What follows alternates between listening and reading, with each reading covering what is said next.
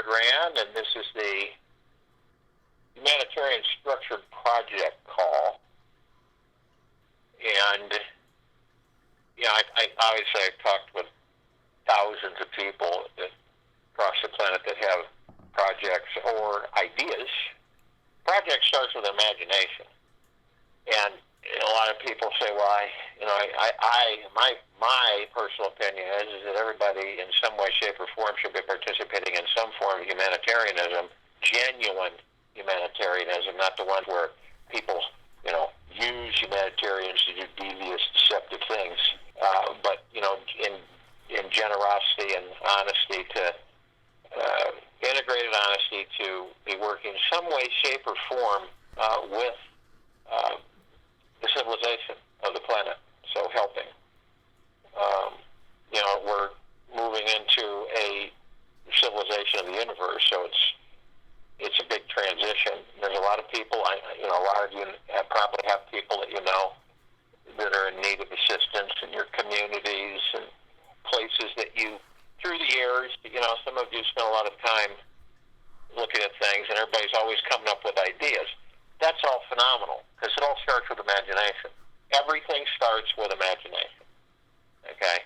You don't need to be a rocket scientist or an expert at anything, but you have a desire, and you are operating from the heart-mind, and in genuineness, you want to help the civilization, period. And you come up with ideas just looking around your community, and you come up with ideas, you just come out of the clear blue, That's why I've talked a lot about in some of my calls is that it's the childlike imagination that we've got, all of us, put front and center.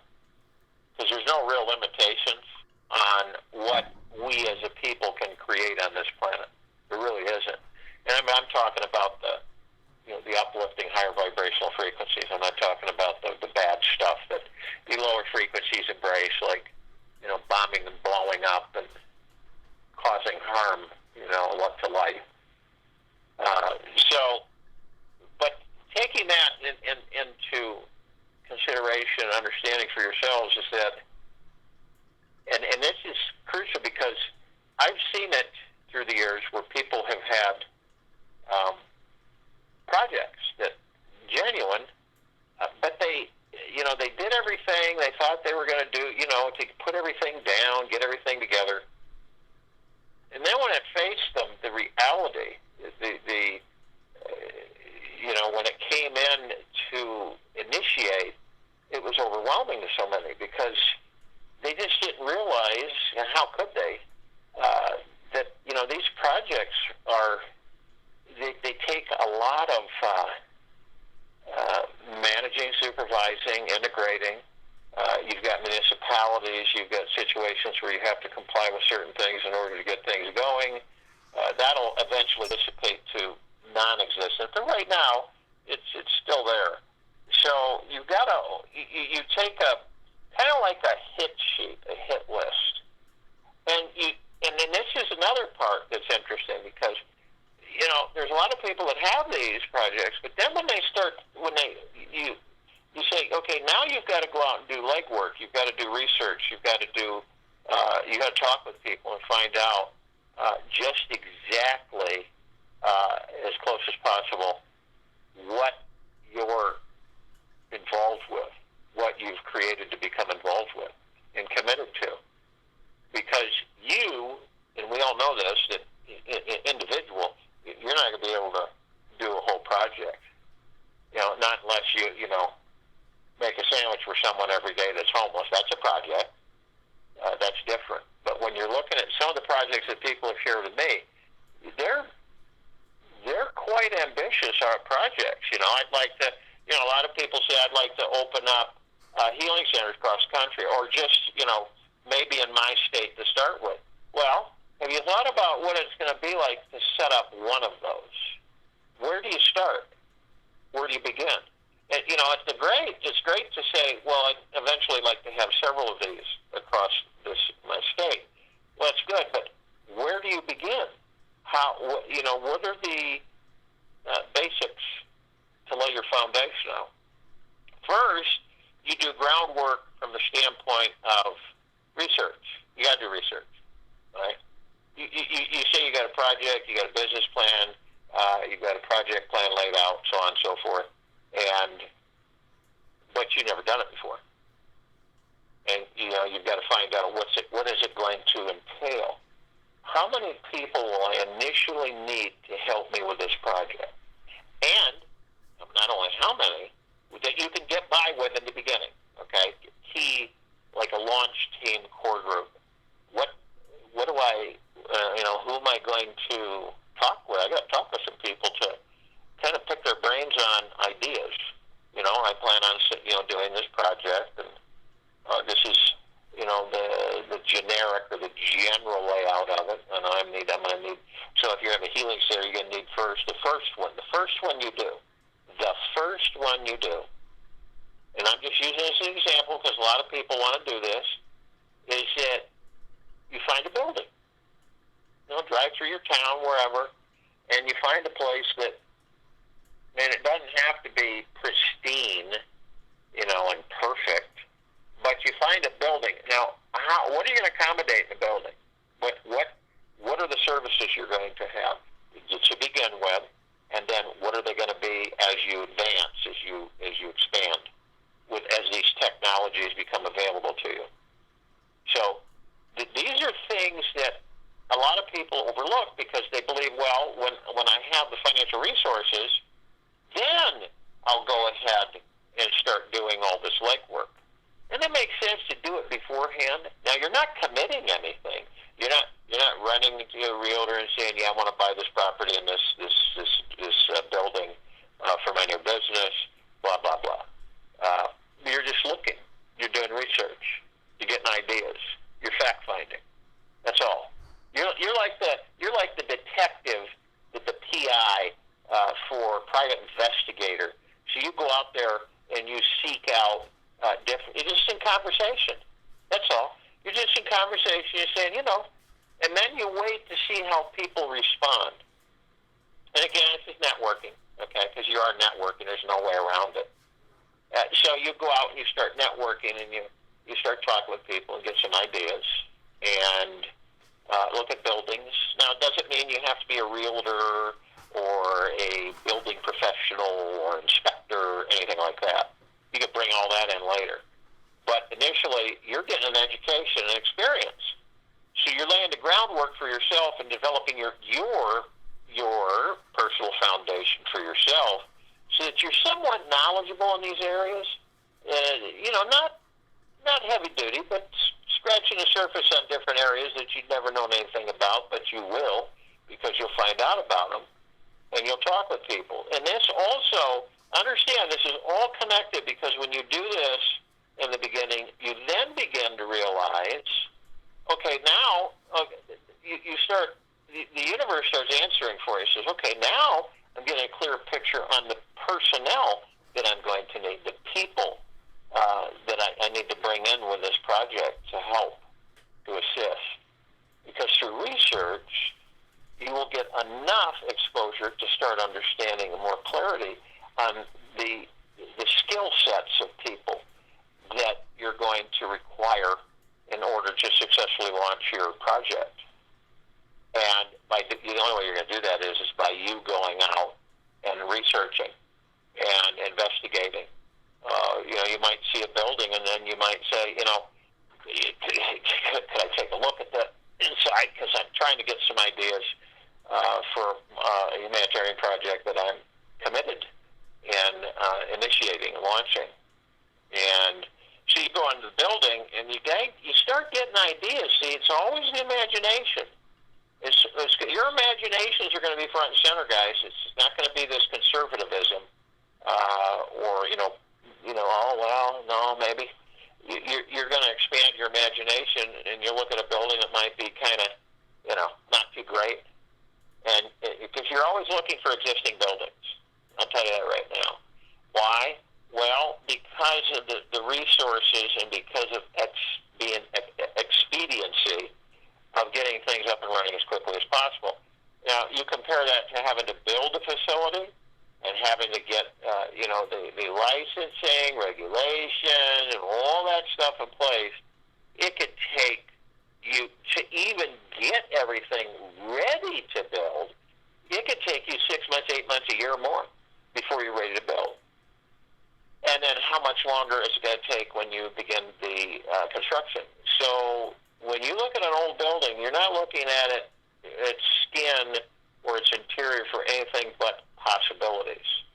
And you look at the building and you go, well, okay, I got an idea here. And you don't even have to be an artist. You can have a notepad with you and kind of draw it out. Get the idea, get that gray matter going, get the heart mind working with it. And then you start realizing, you say, okay, well, this looks like I could do this as far as layout. Now, you aren't worried. You aren't stressing. You don't have expectations, any attachments. You're just flowing with this, and everything's just kind of being put into place. And then eventually you'll come to the point where maybe I'll get a designer, a layout specialist that will come in and take my ideas that I have put together and see if they can come up with a kind of a model on the computer. And there's a lot of softwares where they can do that and actually design it from the existing building. So it saves a lot of time. It saves a lot of resources to use existing buildings.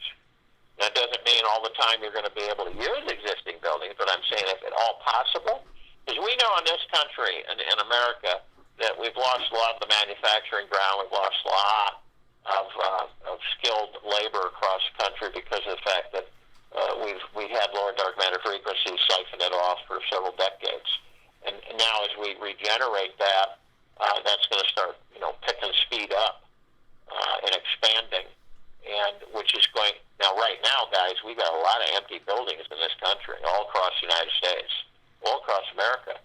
I mean, there's abandoned buildings everywhere, and they're just sitting there. And they're on land, and they were coded, and they were commercial.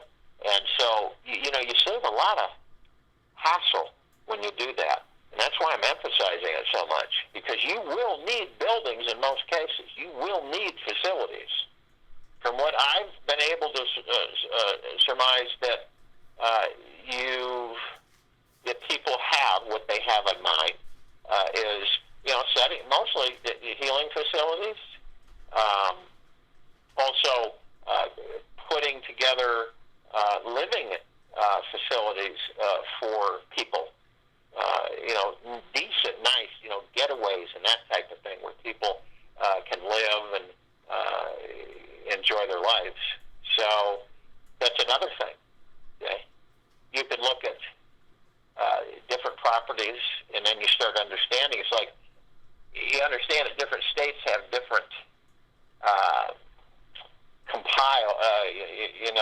cooperation. I'll just put it that way. And when you realize that, you start to say, okay, so could I put 30, 40, 50 dwellings on, I've got a few hundred acres here, and could I have people live in clustered, facilities? And you might surprise you and say, no, you can only have these kinds of dwellings with this many, inhabitants. So it's all about research. It's like years ago when I was coming out here out west, in the mountains, I learned that, because you don't think about it, but you say, okay, so you talk with those who are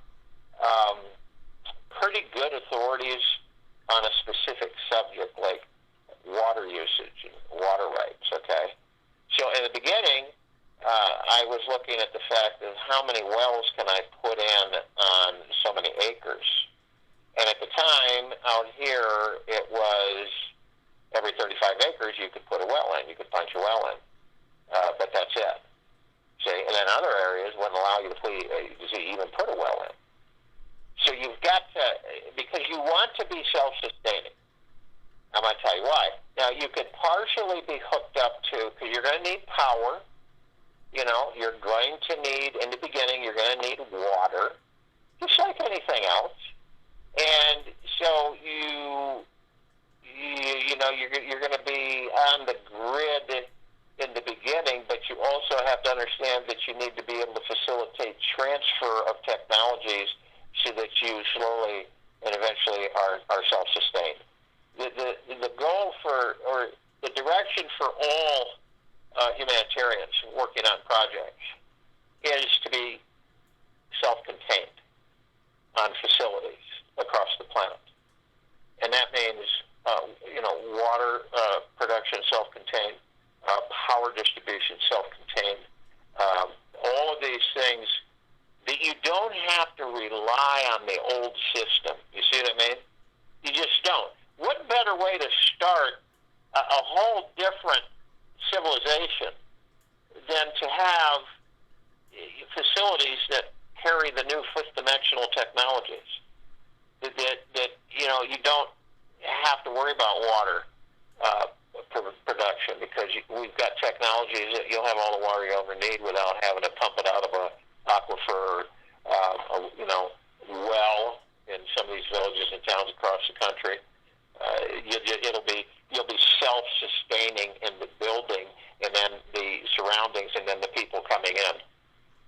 So when you realize that, and this is all, you take it each time with a sip. You try not to overwhelm yourself and absorb it all, and just kind of take it one step at a time. But this is really valuable information for you to get an understanding, and it's free. So you're getting an understanding that when you have a project and your heart is heartfelt, and you're really, and you may have nothing. You may have nothing established. You may have done nothing. It's a thought. It's your imagination, and you said, "This is what I'd like to do." And oftentimes when I'm talking with people, they'll just all of a sudden say, something, I said I was not going to do. I was just going to donate, but I came up with this idea just now, and I think it'd be a really good project. And I agree. And so, you might shift and change. Then there'll be people that, they've been, looking at doing a project, an environmental project or, humanitarian for a long time. And then they start realizing, wow, how are we going to really handle this? How are we going to bite this off? How are we going to, execute this, get this into motion? This is a lot. You start to discover a lot of things that you just don't think about. And we have people doing that right now. They're starting to say, "Wow, this is a big adventure. It's a big undertaking." Because you've got, and whenever you're working with people, and that's it. It's the people that are going to make or break these projects. It's the people. That's it. And it's you as a leader, as the project leader, because it is your idea. You definitely are desiring people to be compatible and on somewhat the same page as you are. It's so key. You imagine, and this has happened to a lot of entrepreneurs, where you bring in people and you feel pretty good, all right, and you interview and you hire, and then what happens is that, it's not working over here, it's not working over there. It's conflict of belief systems and so on and so forth.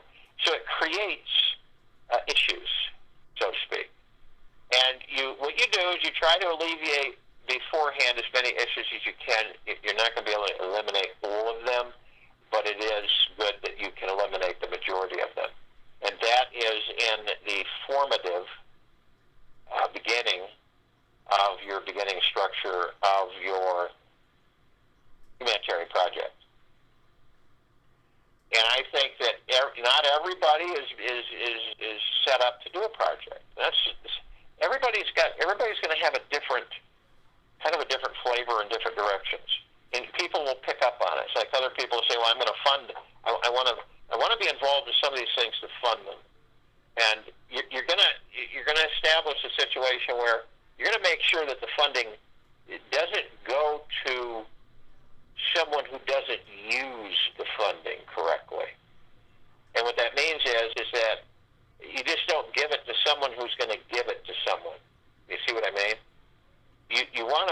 sure you directly deliver funds to the authority that is actually implementing the project. That's it, period. And sometimes that can be a little gray area because you're not sure. You can get the runaround and say, well, my name is Frank Johnson, and I appreciate your effort to want to contribute to our project. You can wire that to, well, Frank, who are you? Say, and you do it in a respectful way. It's not like you think causing people to think that you think they're bad or something. It's just professional. It says, Frank, could you tell me what your function is with the project? And this is how you fact find. See, this is always the way you're doing this. You're always asking questions. You're always probing and finding out for yourself. And I'll tell you why in a minute. But what happens is that you then begin to learn, and he says, well, I'm not the project inventor or the implementer or the founder of the project process here with us. I'm one of the team members, but you would want to talk with blah, blah, blah. Okay? They have a special account set up to receive funds for the project or projects. This way, you're directing it, and you're just not handing it off to somebody who isn't the one, and you don't know, and it's not like you're thinking that they're going to be dishonest, but you don't know if it's going to get to the nucleus, to the core of where it's needed. And we all know this because throughout, with all of these, there's been a lot of parasitical, corrupted corporations on this planet for quite a long time. Not all of them, but there's a lot of them.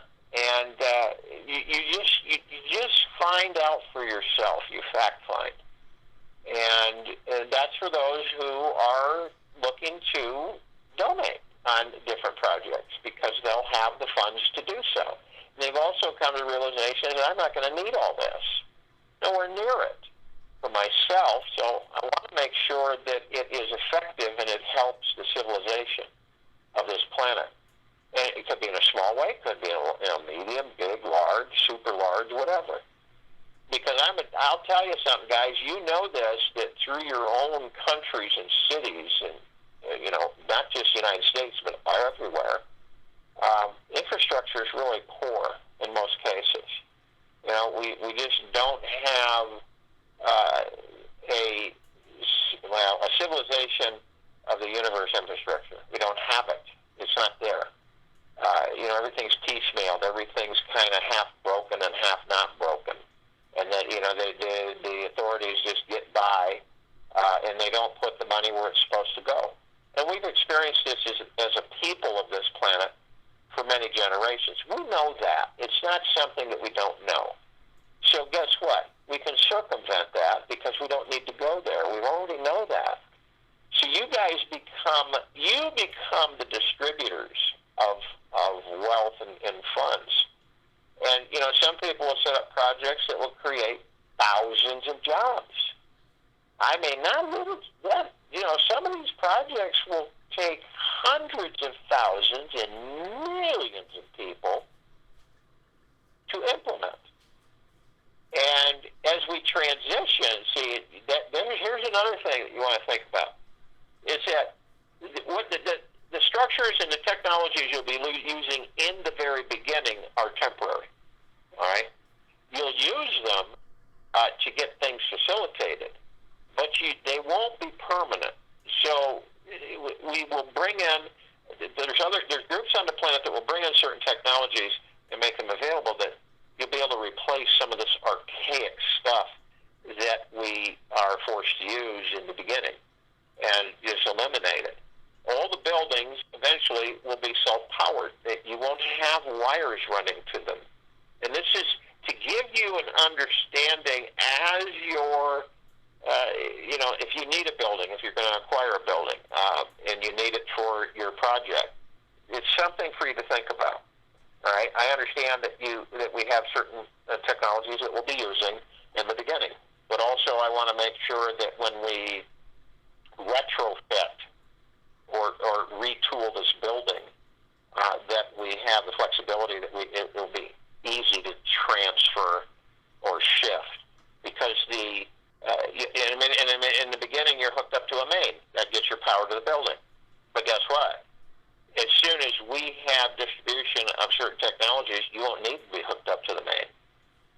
ever need to be hooked up to the main. So that'll be gone permanently. And then a lot of people, well, you'll have people that will know how to do that. They disconnect from the main and then hook in the unlimited power source to the building. I mean, these unlimited power sources are very small. They don't take up a lot of room, but they'll power the building for thousands of years. And see, all of this is part of it. It's all part of that transition. And that's what all of us are doing, is transitioning. We're transitioning from a overregulated, Draco controlled structure and low vibrational frequency of 3D, and we've moved out of it. And we just have the last vestiges of the effort to keep that low frequency in power. And it's, as we all know, that's not going to be. It's just because of the frequencies and the collective consciousness, that's it. And now it used to be for a very long time, but it isn't anymore. And you can see as it dissipates, and no matter what attempt is made, it will not gain claws. It cannot hold on. So our transition is across the board. The transition is that eventually, with all of these projects, whatever they are, and no project is too small or too insignificant. That's another thing. Well, Bill Johnson and his team, they got, this and that. Who cares? It's not about, that's the egoic energy coming back in. And we are working on the fact of not having the egoic energy run things, because we all know what that is, and we all know what happens there. So we're looking at gentleness, kindness, generosity, and humbleness is what we're looking at. And to expedite things and to get it as a team, as a family, as a group, working. Now, there'll be other project leaders doing projects that will cross over and help other people doing their projects. This is going to be a synergistic application for the planet. Not like the old time, the old world, the corrupt world where, everybody was worried about everybody else getting something or stealing something. That's not going to be the case. We're working on a way to proliferate the civilization with high technologies that are going to heal them, eliminate aging, and all of the other things that this civilization has been falsely engineered to see how they respond to certain diseases and everything else. So that's all going to go. It's all going. And each one of these technologies, each one of these services and facilities that people open are going to change everything. It's not the world that you grew up in is over. And all you're witnessing is the ending of that world. That's what you're witnessing. And understand that if you were in the position of some of these dark lower matter frequencies and corrupted souls, you would be very frightened that would not be the case anymore after it being the case for hundreds of thousands of years. That's a toughie. That's a toughie for them, because they don't view it like we do. They view it totally opposite. So, but it's the way it is. It's because of collective consciousness and the increasing of the frequencies with this civilization. It's gone so high that the lower dark matter frequencies can't survive anymore. So they're running around gasping, trying to figure out a way to stay on. And so when we look at the infrastructure of what we're about to launch, what we're about to start doing, doesn't it make sense to lay your foundations now? I mean, to get, to start figuring this stuff out. Now, if you look at it and it starts to become overwhelming, then step out of it, step outside of it for a bit, and then go through your heart, mind, and see, is this something I really want to do? Because a lot of people talk about doing projects, but unfortunately, unfortunately, the record shows that only a small percentage carry them out. The rest just drop them away and never follow through with them. It's because they're overwhelmed when they finally get down to it. Talking about getting a project is great. It's a good intent. But talk is hollow until you follow through with action. And so if you don't follow through with action, it's because you just say, wow, this is way too much. It's just way over my head. I didn't think it was going to be this way. But at least you'll know. And how are you going to know that? By researching. And you could start from scratch with nothing.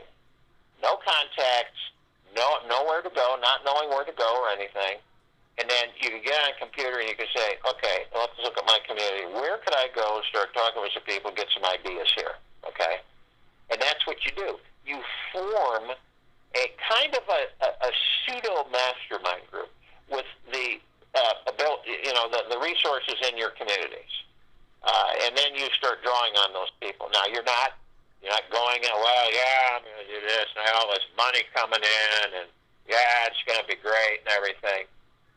That's not your point. That's egoic energy again. Okay. What you're doing is you're saying, look, I've had an idea for a long time. It's a humanitarian project, and it's getting to the point where I've got to start educating myself on this project. And you don't need to tell them, oh, I've got this one and this one, this one, this one. Concentrate on your priority. Your main project, what is your launch project? What is the main one that's closest to your heart that you want to facilitate, you want to launch, you want to get that going? And you're committed to doing it, okay? So you take that and then you're talking with people. And this is well, what kind of project, what are you doing? What is it that you want to do? And then people love to listen about what other people are talking about, especially when it's stuff that is going to help the community or is going to help the civilization. Well, these are going to be healing centers. What is a healing center? See, these people, this is great because when you start talking to people, they're going to get curious and they're going to ask you, what's a healing center? What is it comprised of? Are you going to know that, you, as the project launcher and the project facilitator?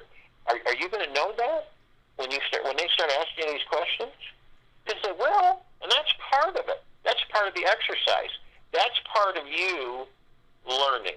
And we all learn every second of every single existence that we occupy. So you start asking questions, and they ask you back. And they say, well, Fran, what is a healing center? And then Fran will say, well, this is what I have looked at. I've got a background in nursing. I've got a background in this or that. And, I moved out of the allopathic. I'm in the naturopathic area, and even further on than that, Ayurvedic, and so on and so forth. So we're looking at a natural healing center. Well, does it heal people? You're going to get these questions. And I'm just using this for one example. And you're gonna it's first impressions, remember, and so you're gonna wanna be able to speak from confidence of the heart mind, not arrogance, but confidence that you know what the heck you're doing, okay? Somewhat. And so you're kind of diplomatic about it, and you're drawing on other people to give you information that will help you formulate and build the foundation for your project launch. So that's why when you say and there's a lot of people on this planet want to open up different kinds of healing centers, which is great, but the fact of the matter is that, what am I going to have in the healing center? What's going to be there? And what about the personnel? Who's going to be in the healing center? As a service-oriented humanitarian facility, what's going to be in it? Of course, remember, you're going to do the layout. You're going to do an existing building, hopefully, and then retrofit it and redesign it so you can accommodate it and set it up for your healing center. Period. you pick up little bits and pieces, it helps, and it educates you and informs you, and you come across things you probably would have been slammed up against if you hadn't covered them before your launch that could have caused interruptions on your actual presentation to the public as far as a healing center. So, you got to also look at parking space, atmosphere, control systems, material supply, inventory, knowledgeable on running some of the technologies. Now, what do you think? Now, here's something for everybody. What do you think? And you're looking for with the transition, okay? So, what do you think most people would really be interested in using service humanitarian facility? What do you think it would be? Relaxation, ease, no stress, facilitate. Now, there's spas and stuff that we've all been to in our lives that have that kind of, facials, massage, and that type of thing. But where people can really, completely naturally decompress. And what would you use to facilitate their decompression? What would you incorporate in your facility to tend to that? Now, understand, there's really, we're not talking about competition here. That's the old world. We're talking about a group effort with those who are committed to service the rest. Okay? And I look at a time where this planet, where everybody will be servicing everybody in some way, shape, form, or another. And everybody will be an entrepreneur. There's different levels, and then there'll be geniuses at different levels, and eventually it's just going to be an absolutely paradise of creation. So when you look at, let's say, like for instance, when we have manufacturing in the CCs, in the beginning we'll manufacture them, but eventually we'll be able to replicate them. We think. That's not etched in stone. So, but let's just take a CC. So you got these healing centers, and you have services that you've thought about using your imagination that you can implement and put in the facility.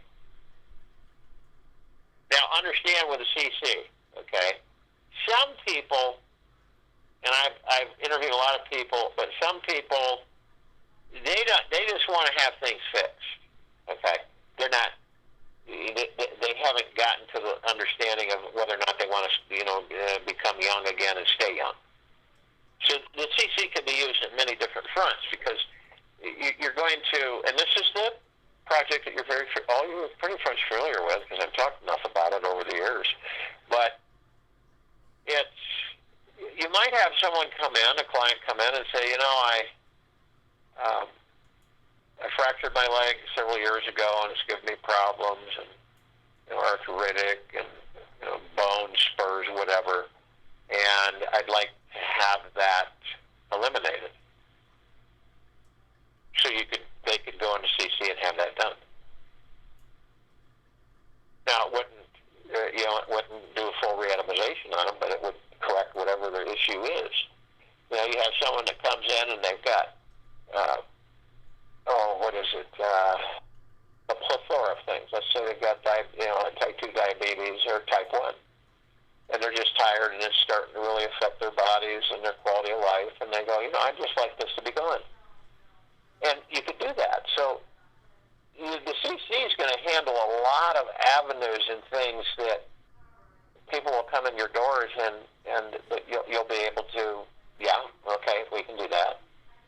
And understand there's no cutting or, removing organs or radiation or anything of all effect. It's totally non-invasive. It's just they lay in the chamber and then this process begins and that's it.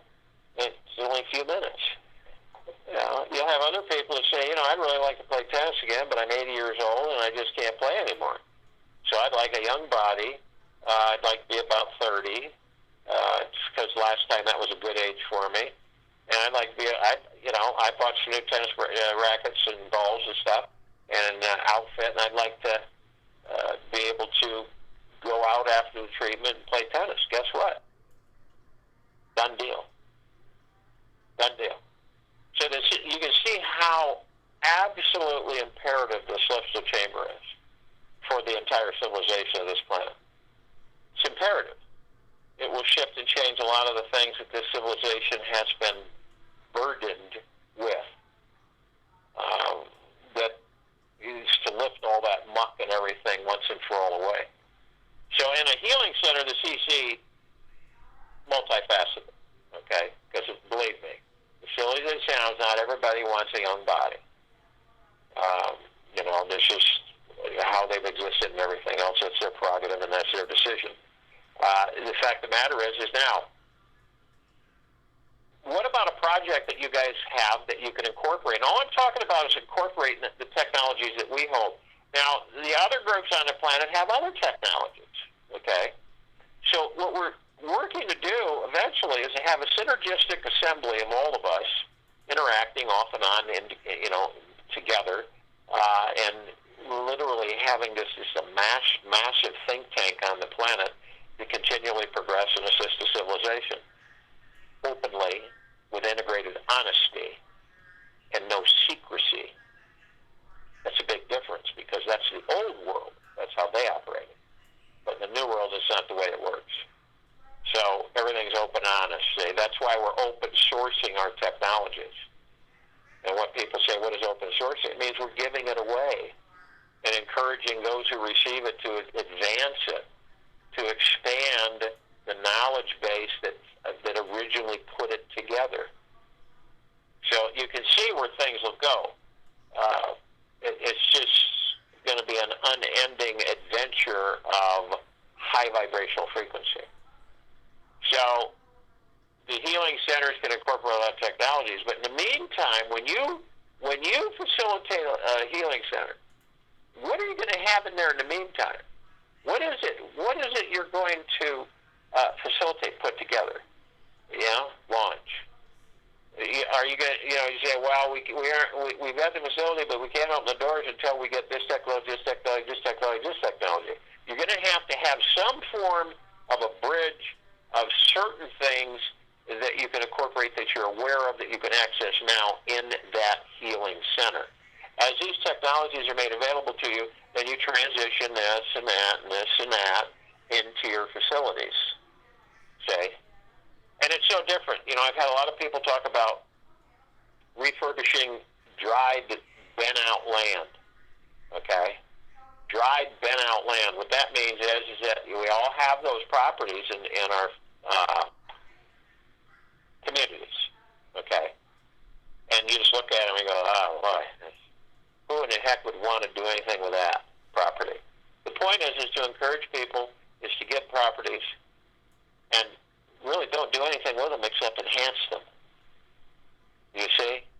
Where you might see where forest fire burned out 300, 400, 500 acres. And you just got a bunch of cindered trees. Well, guess what? With new technologies that were made available to you, you could totally reforest that whole burned out area completely. You can literally evaporate the current trees, use them, the ones that are burnt, but use them for some form of wood pulp or something else, if you choose to not waste any resources. And then literally within a matter of minutes, you could have full growth trees in that area that was all burned out and destroyed. That's the same with anything. So for instance, let's say that you go to and I'm giving this input out there to see how it will interface with your projects, with what you have in mind for what you're launching for the population of the planet. So you look at it this way: you come up to a property, you've been by it. It's got kind of a skunky lake, small lake there, but it's just never been attractive for anybody to go in there and develop it or do anything with it,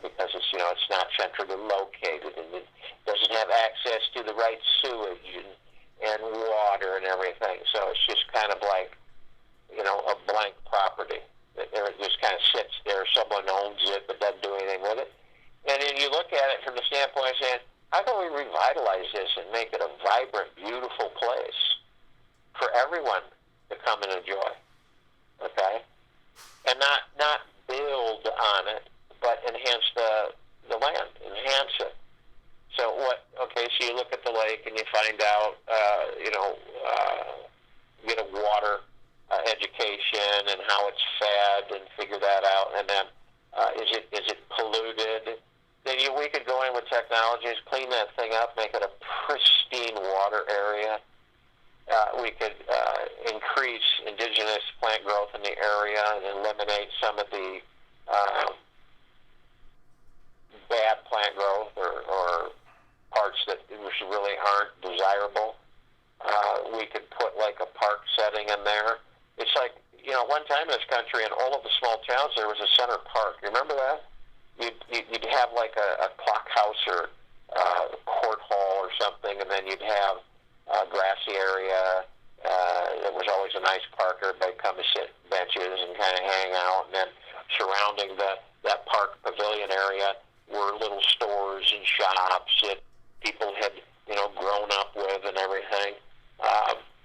You could recreate that, but with new technologies. You could add some of the nostalgic with some of the future. I mean, just imagine that. You could create your own communities, literally, okay? And, even though we've deforested over 8 billion acres of forest on this planet, we can start. There's so many things that we can do in so many different directions that it's unending. We're not ever going to run out of ideas that we can turn into projects, period. It's like shuttle service. Here's another one for you guys. A shuttle service, which means that you're using anti-gravitic transport vehicles, okay? And it's a shuttle service. So you take people come from the central receiving, say, in your community, and we're looking, down the road, downstream thinking, but these technologies are available now, and they've already been assembled and manufactured. So we could duplicate manufacturing and produce a lot of them. Obviously, we don't do that. You can't do that overnight, just like all of these technologies, just like some of the things that you guys want to implement for the civilization.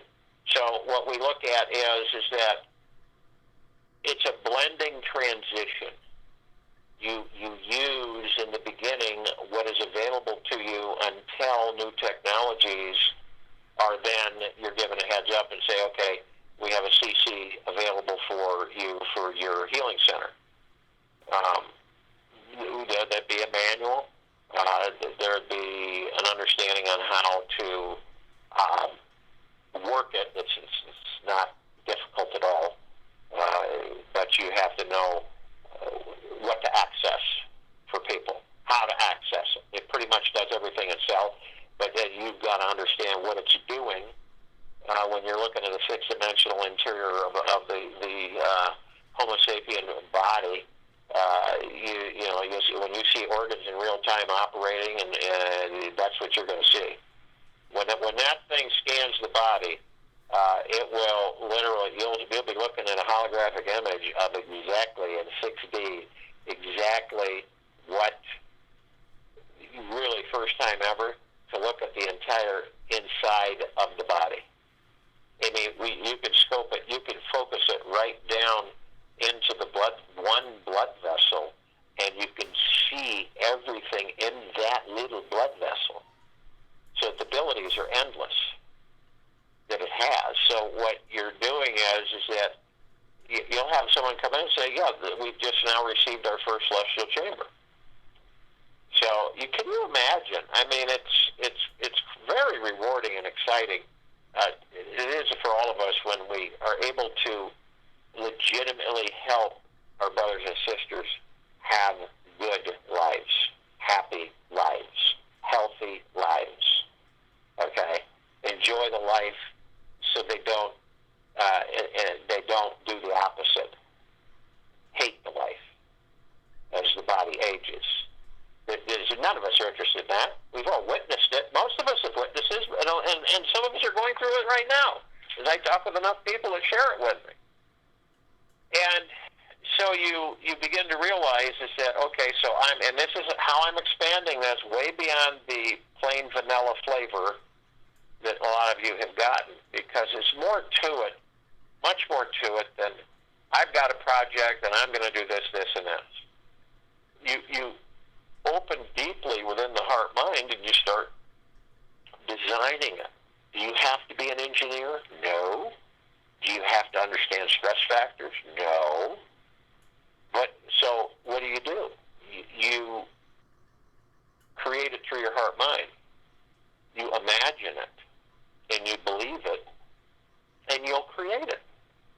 That's how the civilization, eventually, everyone is going to do that. When they want something, they desire something to experience, enjoy, not own or have, because that's the old world, they will then imagine it and create it. That it'll be put into form. So, one of the technologies that we will be introducing to civilization is that it will do just that, but it'll be an accelerator where the being, the individual, who intends through the heart-mind of something through the imagination that they want to create, this device will accelerate that where they can instantaneously create it right before their eyes. And then eventually they'll learn that they won't need to do that because they will have adjusted and practiced so that they will be able to instantaneously create whatever it is that they imagine on their own without any device. All of this, as I've said before, is training wheels for the civilization to eventually be able to do all this themselves. But that's a ways off. So, but the whole factor, this whole structure of projects, and I'm sure all you guys have talked about them, and you heard people talk about them, and you're doing them, and you've got them, and that's great. The more, the merrier. But doesn't it make sense through your heart mind that where do I begin? Now, some of you may have finitely designed, structured, laid out everything, and that's great. Okay? Have you done enough research? Do you know exactly who your core group is? Have you been in touch with them and communicated with them off and on? Okay? Do you know that? If someone were to give you 48 hours, could you get your core group together, sit down, have the first meeting of the time, date of your launch of your project, and what was going to be facilitated, and what you have researched and found out, and how to direct people in those responsibilities. So you got to remember that. Everything on paper looks great, but I'm going to tell you something. I can't tell you how many times I've had stuff on paper and I was going to implement it and then I had to throw it right in the trash because it didn't work. Didn't work. Because I thought everything was finite. It had all these expectations. It had all these attachments. It had all these goals. And come to find out, I didn't do enough legwork. I didn't do face-to-face, eye-to-eye communication. And so that's how you learn.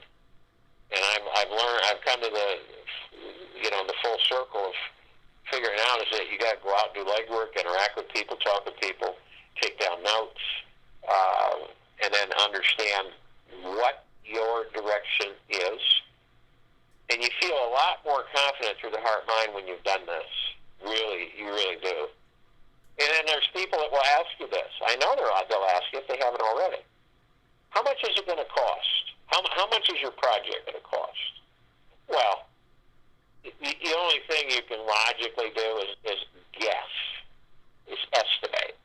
Since you've never done that, you've never done it before, you get ideas, material costs and that type of thing. But usually, you have certain costs, R&D, research and development, QA, QC, quality assurance, quality control, if you're going to be manufacturing anything, and if you're also doing service, you want good quality control, you want good quality assurance of whatever service or product that you're engaged with. And so you're looking at Learning centers. There's people that want to put up learning centers. Totally different than the draconian educational system on the planet. But learning centers where you have a facility where people will come to learn what they look for their joy. So they come there to see if they can discover, if they don't know what their joy is, if they can discover it. And they'll discover it in these learning centers. This is where you come to discover your joy.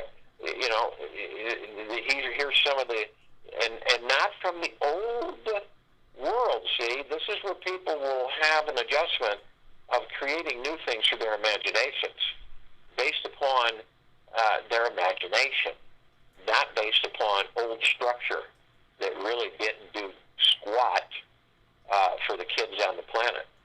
It was just redundant crap. So it's a whole shift. It's a whole paradigm shift across the board. So when you're looking at the fact of saying, okay, I've got a learning center, I'm going to open it up. Well, when we have the helmet, it's the only way, we'll maybe come up with a better name, but the technology that is a learning accelerator. And basically it looks like one of those hair dryers in the salons. And it won't, but that's about the best description I can give. And it just lowers down over the head and through frequency connects to the cerebral cortex and also the memory patterns and the electrical synapses of the mind and the engrams. And it literally downloads information. And of course, there's got to be people there to supervise that, because there's certain areas that you're interested in having people learn. So there's fail-safes and certain security protocols that are put into place. And there's different learning units that have been programmed that will only facilitate certain educational and experience combined. So in other words, if you wanted to learn how to be a carpenter, the database would be full of terabytes of information inputted from generations of carpentry and everything, and you would learn it in a matter of minutes, and it would be as if you'd experienced it, then you'd be a master carpenter, say. So you can spend your joy, instead of having to learn it, you've already learned it. And it's not like you wouldn't learn it, how is that? It's not like it would take anything away from the experience, I'll put it that way. The enrichment of the experience you would contain. And this is all about time on this planet, so that we can spend most of our time in the joys that are ours, our joys, each of us, instead of having to go through the old way of draconian education, of taking years to learn something. Doesn't that make sense? You enjoy what you have had downloaded. You're immediately able to enjoy it and partake in it.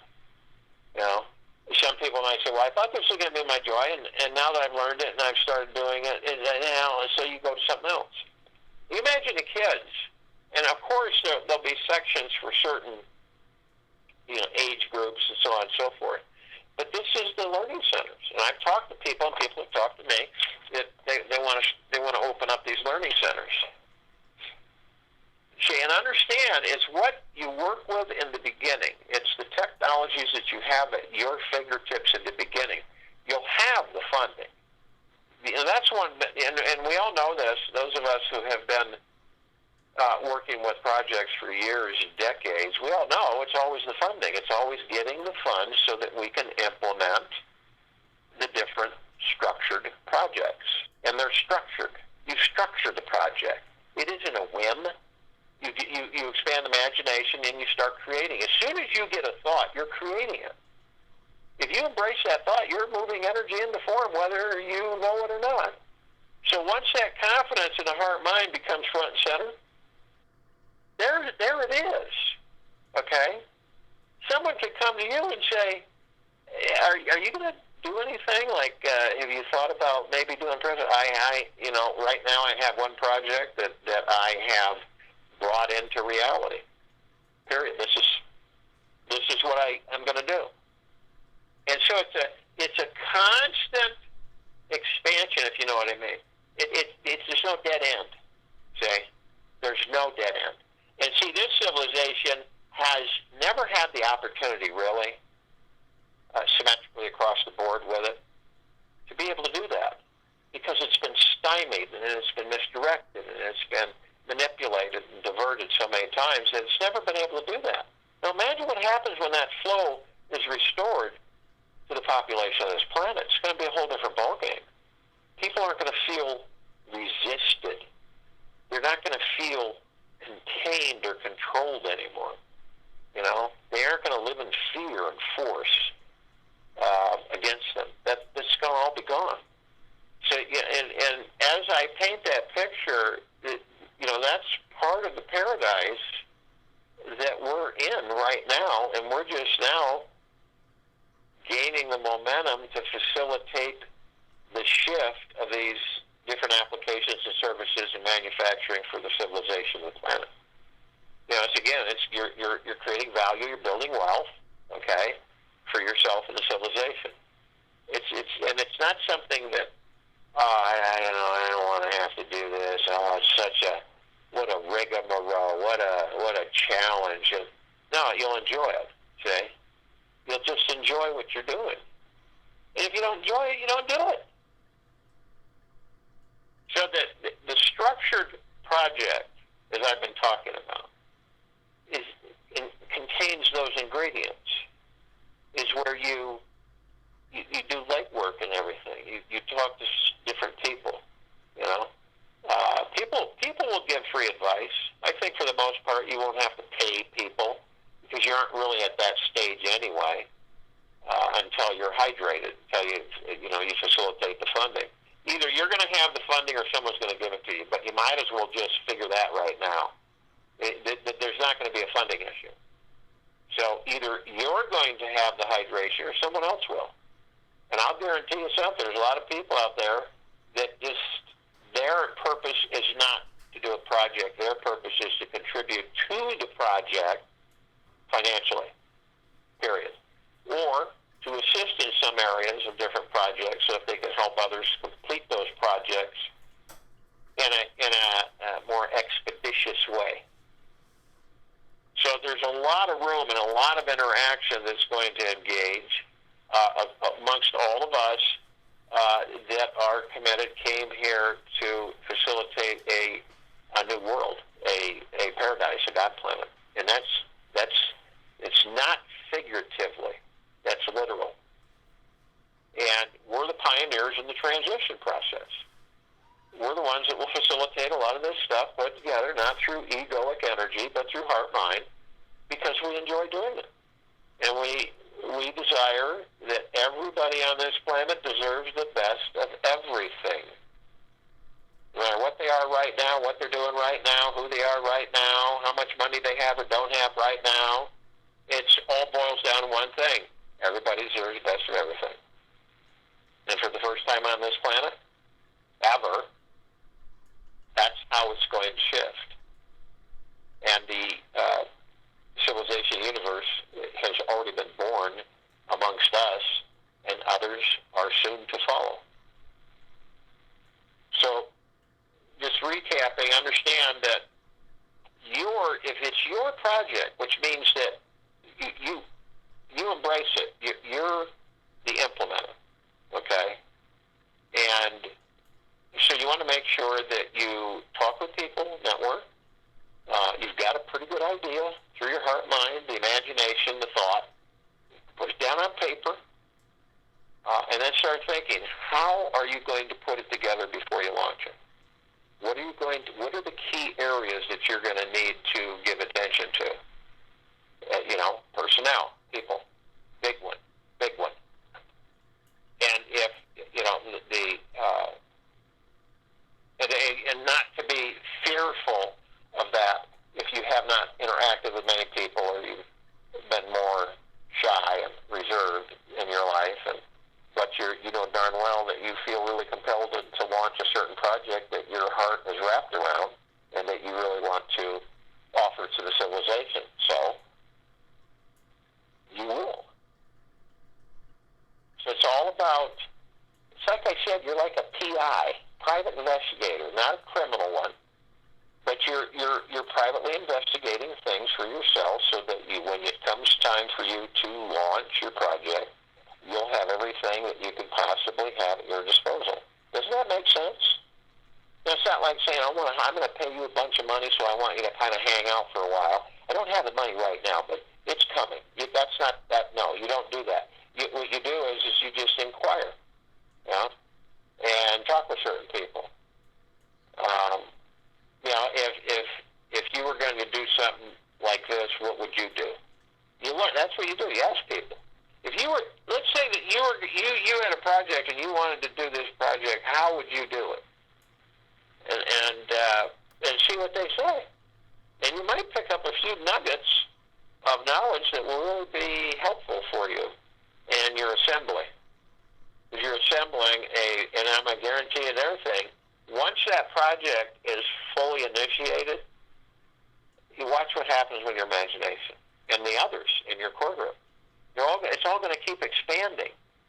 Now that we've done this and we've been able to do this and it's really helping people, we could kind of expand over here and over here.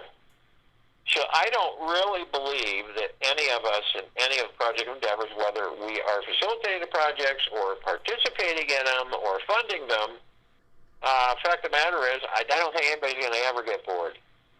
Really not. Can you imagine when you encourage people's imaginations and they're not worried about what others are going to think what they imagine? Or, oh, that's stupid, or that's dumb. Where did you get that one? You know what I mean? So you just basically encourage people to come up with whatever they can through their childlike imaginations. And like I said, we will impart, once we have it fully engaged, the new training and education for people across the planet. We're going to transfer all of this Draco crap, and we're going to throw it right out the window, vaporize it, and we're going to start educating the civilization from the application of pictures. You know why?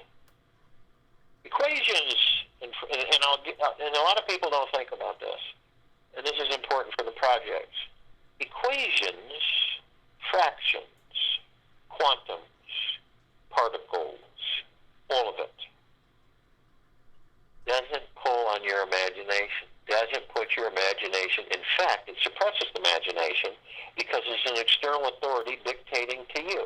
The only time, and even if you engage the imagination, it's limited because those equations and everything came from an original source that was meant to impede the advancement of the civilization of the planet. So it's useless. All right? That's why we're driving combustible engines, and the technology is well over 100 years old. So, but the picture, when you take a civilization, you take Homo sapiens, human beings, and you put them together, and you have them look at a picture through their imagination. You have a chart, and you show them a picture, you draw it, or you just put it up there. And you ask them, what do they see?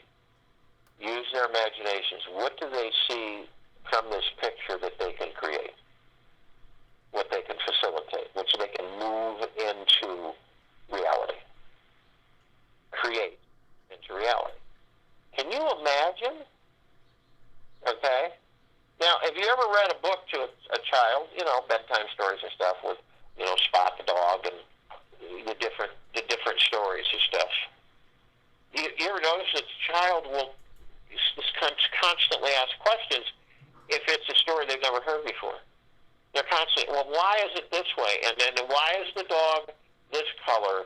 And why does the dog have feet like that? And you see, we lose that.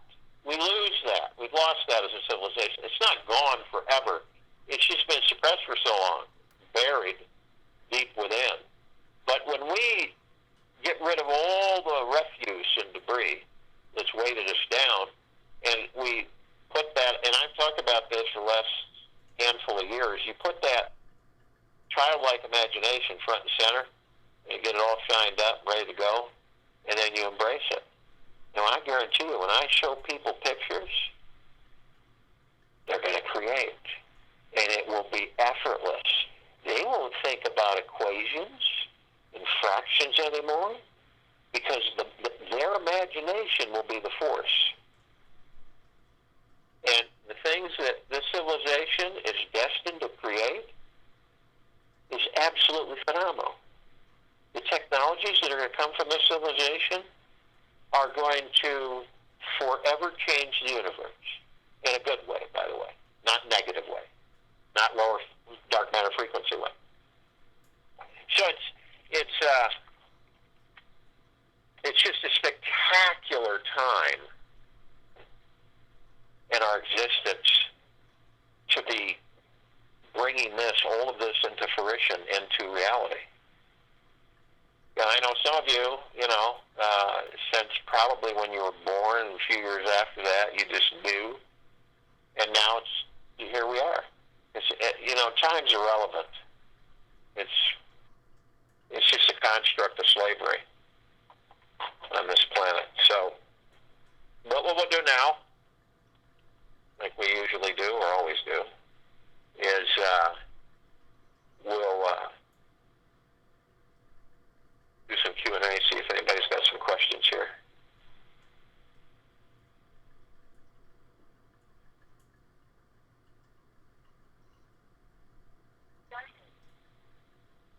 So if anybody's got Q&A's been opened up, so if you've got any questions about anything, we'll see if we can answer them.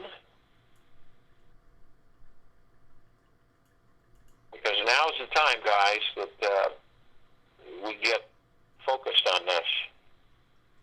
Because not much longer, believe you me, where you're going to have this hydration, this wealth, and you're going to be sitting there going, well, I've got this project, what am I going to do? How am I going to do it? And it's going to, there's going to be a lot of hustle bustle, if you know what I mean, operating out there. So, let's see.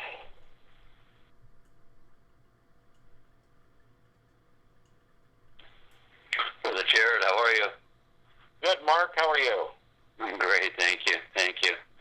Yeah, brimming with joy in these conversations here. Good. Completely. And every time listening to Tradera, get a better understanding as far as building the foundation, getting the right people, the core. Yes. Just by looking at them initially and seeing that they can make mountains from nothing, right? Because if you don't have much and you're able to create something out of nothing is the type of person you're looking for, but at the same time understanding their personality and positive attributes, yeah? Yeah, you're right on track. It's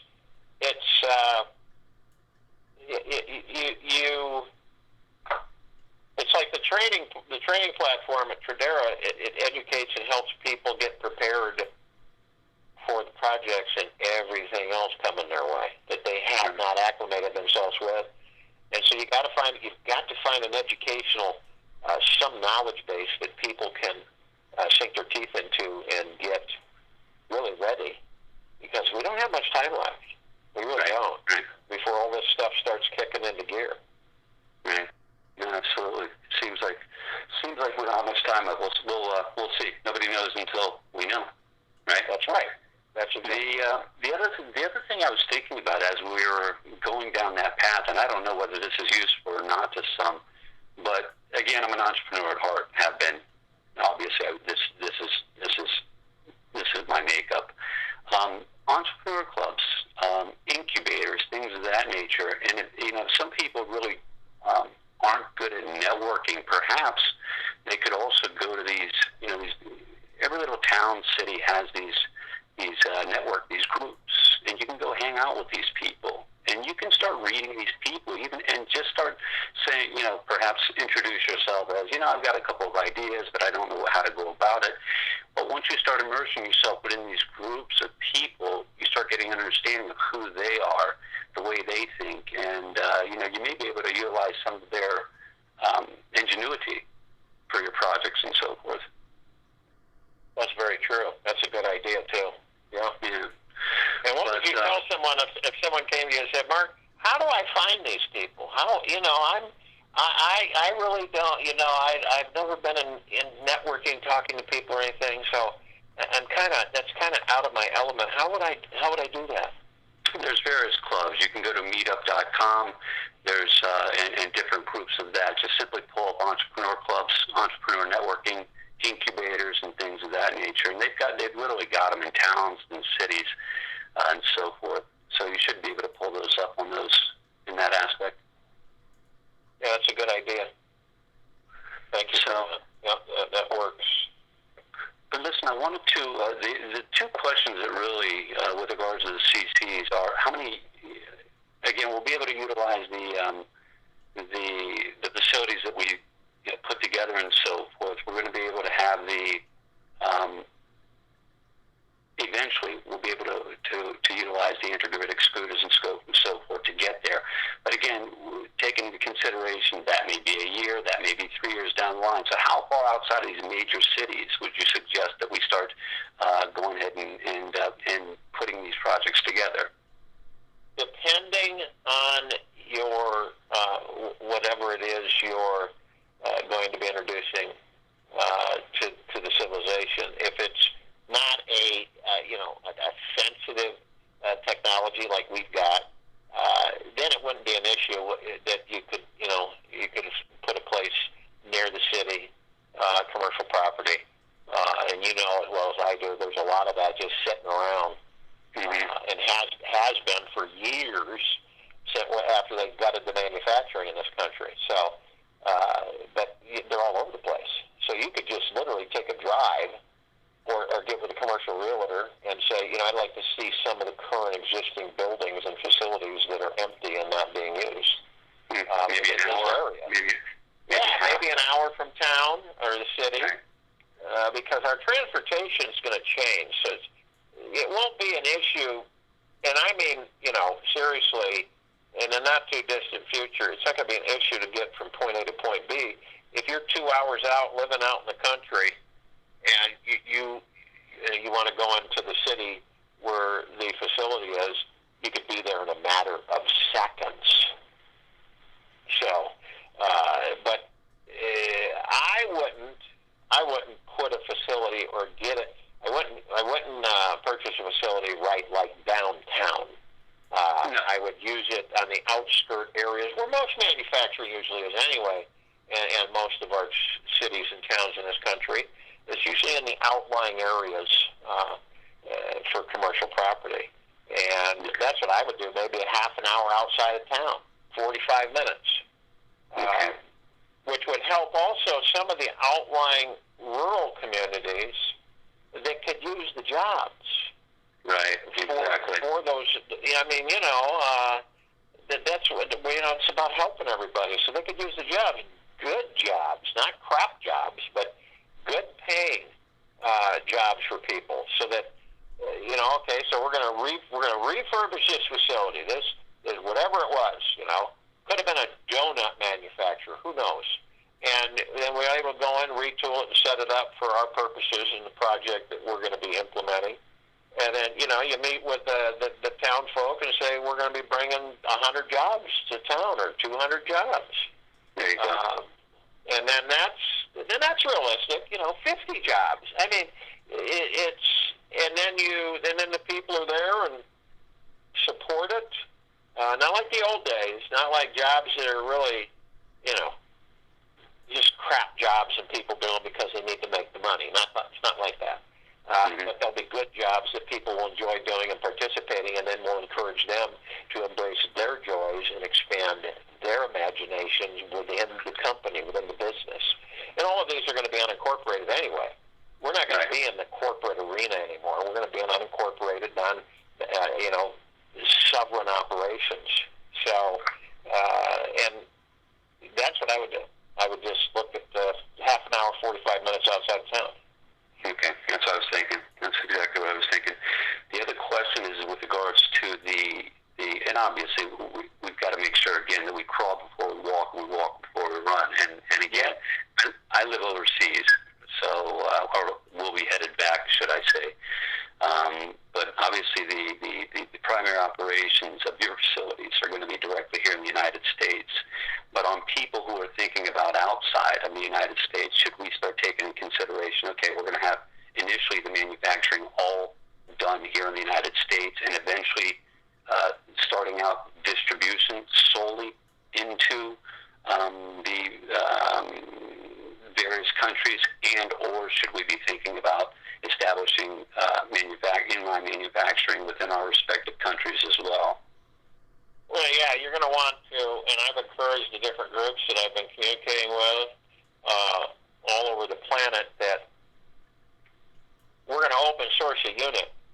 Each technology, after the prototype, we do first run production units.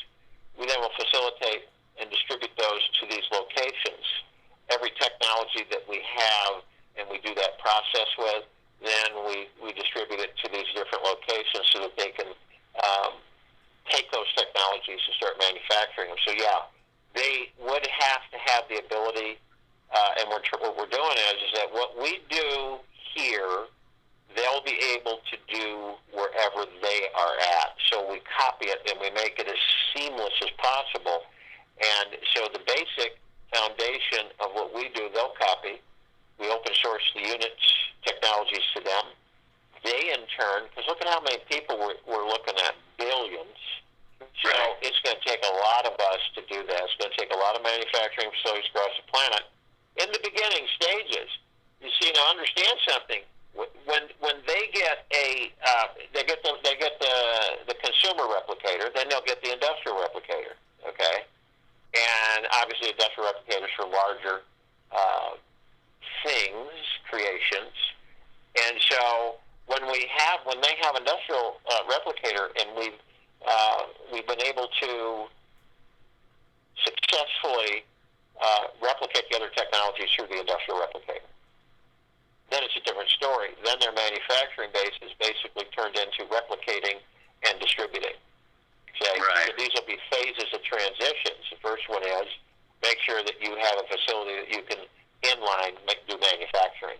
So you could take the CC that we send you, then you can start manufacturing into CC. Once you get the inventory breakdown, the material, the application, the energy sources, that type of thing. So you get a whole inventory list of all that's involved with the celestial chamber on its assembly. So, it's like a gas grill. You get the gas grill, you have got all the parts and everything, you put it together. So it's going to be the same in a simple explanation with the celestial chamber, because we'll have done all of the initial assembly.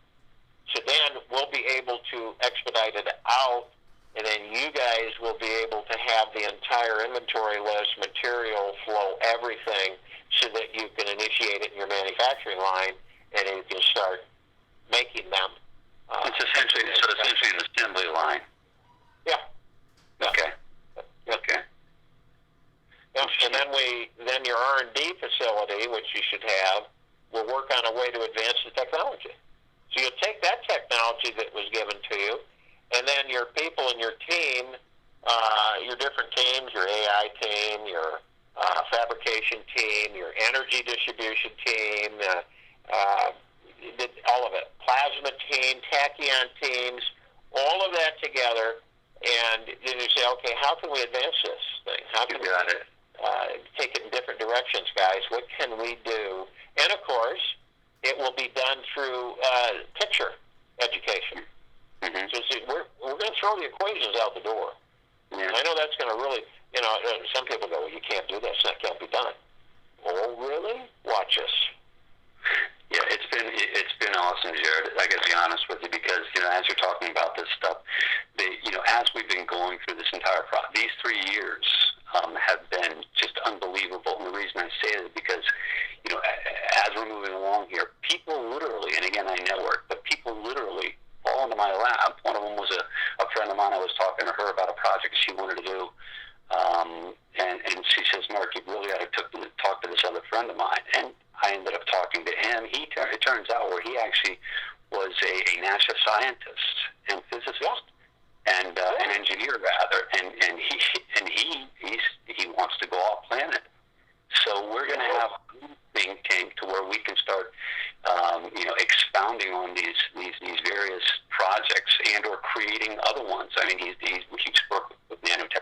technology, etc.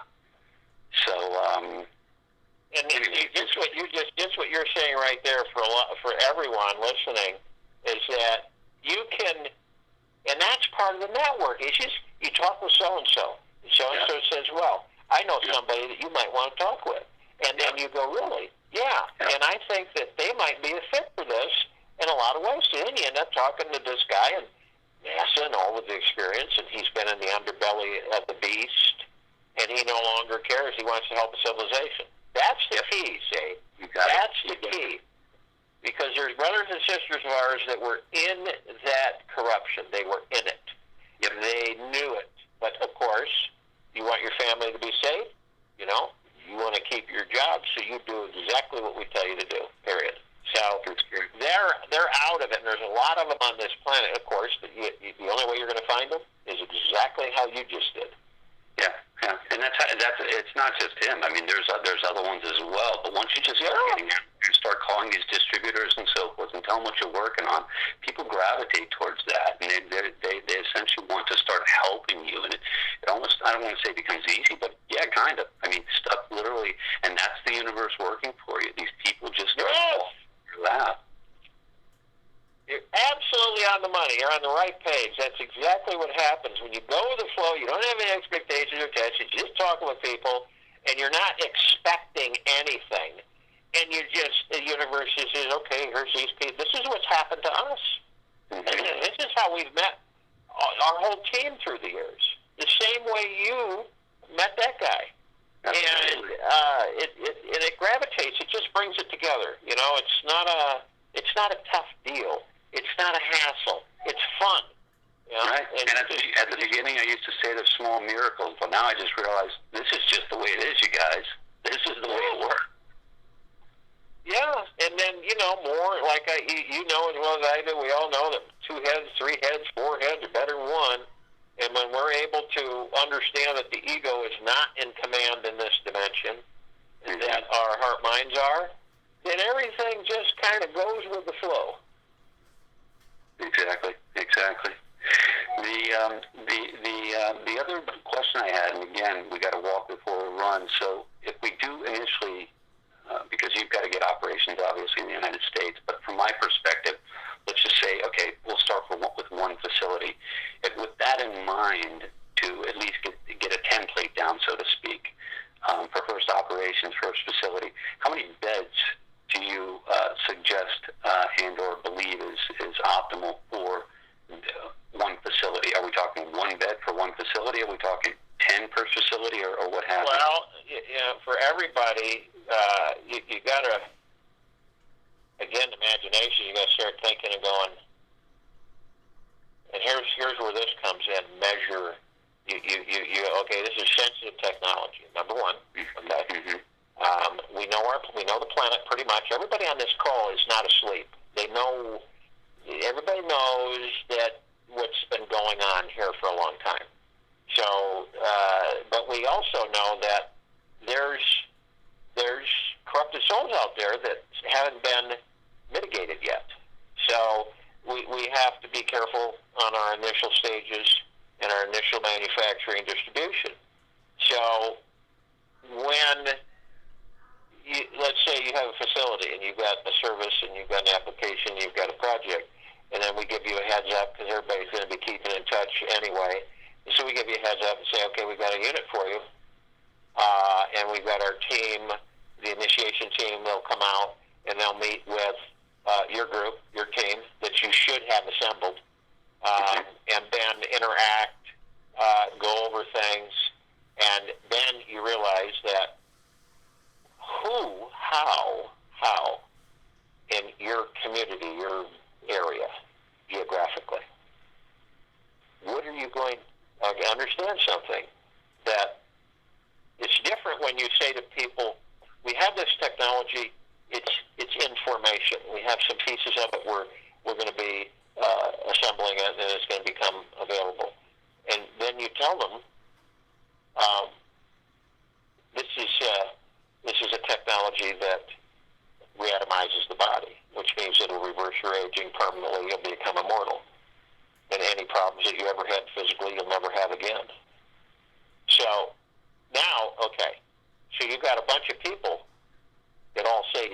Walmart. You put me on the list. I want to go. And it's easy to do. It's okay, fine. Bill Johnson, Mary Smith, so on and so forth, date, contact information, everything. Now, so say you garner a couple hundred people, and you've been very careful about, who that you're going to offer the service to. Okay? Because we've got to be careful. You don't know. We do have a technology we're hoping that we'll have available at the time that you'll be able to know if that being is of good heart. You don't have ulterior motives. So it's like an automatic read their frequencies to determine whether or not they've got ulterior motives. All this is incorporated because you just can't. If you went on the street corner and you had a van and you had a blowhorn, you said, "Come on, come all. You want to be immortal? Get in our van. We'll take you there." Okay. Right. You would be inundated with people. In a matter, I would say, let's say about an 18,000 population of a city down. I would say within 24 or 48 hours, you'd be mobbed. You'd absolutely be mobbed. Most of the people would be curious. They wouldn't. Most of them wouldn't believe you anyway. They'd say, "Yeah, right, okay. Well, just for giggles, I'll come on. I'll go in," type thing. Then what happens is that then they're faced with the reality is, holy cow, this is real, isn't it? Yeah, it's real. Yeah, this isn't some joke. This is real. So, wow, that means that really can be for me. Yeah, I'm going to have to think about that. So we know that. So you'll have a group of people, could be ex-nurses, doctors that people have migrated out of the corrupt system, and they're ready to learn different avenues and stuff, or just everyday teachers, whoever. And they'll be like a council group to sit with people and go over things before they go in to the chamber. Okay? Because I've talked about this, there's emotional things. So I'm trying to give you the whole picture. Then you begin to realize that, of course, it's by appointment only, and of course, it's very carefully handled. It's very carefully done in the beginning. Absolutely. You know what I mean? Yeah. Yeah, because it's just common sense. We know that.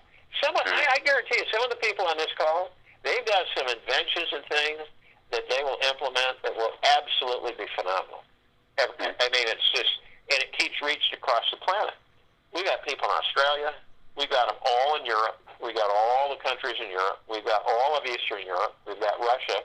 We got China. I mean, it's all over the place. The Philippines, Japan, all over the place. And I talk with these people, and to facilitate this, it's going to be the key, and that's why we've spent so long laying out things. So we have it. We have the formula, say, on this infrastructure, and we share that with everybody who will receive these technologies, and it'll ease things, if you know what I mean. The transition won't be anywhere near as fractured. We'll just kind of seamlessly introduce what we've done to these other facilities. They'll understand it, absorb it, as long as we have the egos out of the way. You know what it's like when you put half a dozen executive chefs in a kitchen and tell them to work together. Boy, that's a big challenge. Absolutely. So you've got to really be a people person. You're genuine, and everybody's somewhat on the same page, understanding that they have no limitations. That's the point. Right. And I think we're talking now with regards to the CCs and so forth. Obviously, from our perspective, this is the first technology that we'll roll out. But presumably, within, I don't know, maybe a year and a half, once everything really starts going, then obviously security is going to be a huge issue, from the get-go. But eventually, after multiple technologies are made available, then it's not going to be such a elephant in the room, so to speak, situation with the CCs, But we've got to get to that point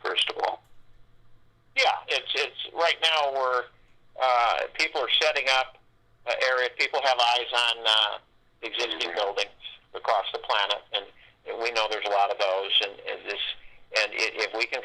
any of you can facilitate existing buildings, then do it, because it'll save a lot of time.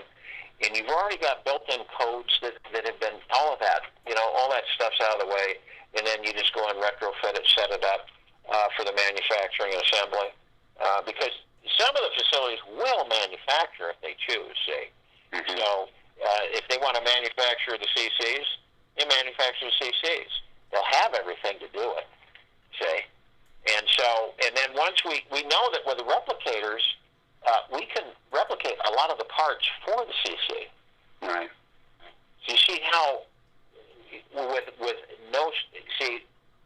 very perfect, better than what we can do with what we have right now. So the replicator will do it so finite and so perfect that we won't have stress fractures or cracks, and we won't have stresses on materials or anything else, because it'll all be compensated in the AI, in the database of the replicator. So boom, it fits. Everything fits. There's no jimmying or having to shave and readjust and that type of thing. So it's like glove. Wonderful, wonderful. Good deal.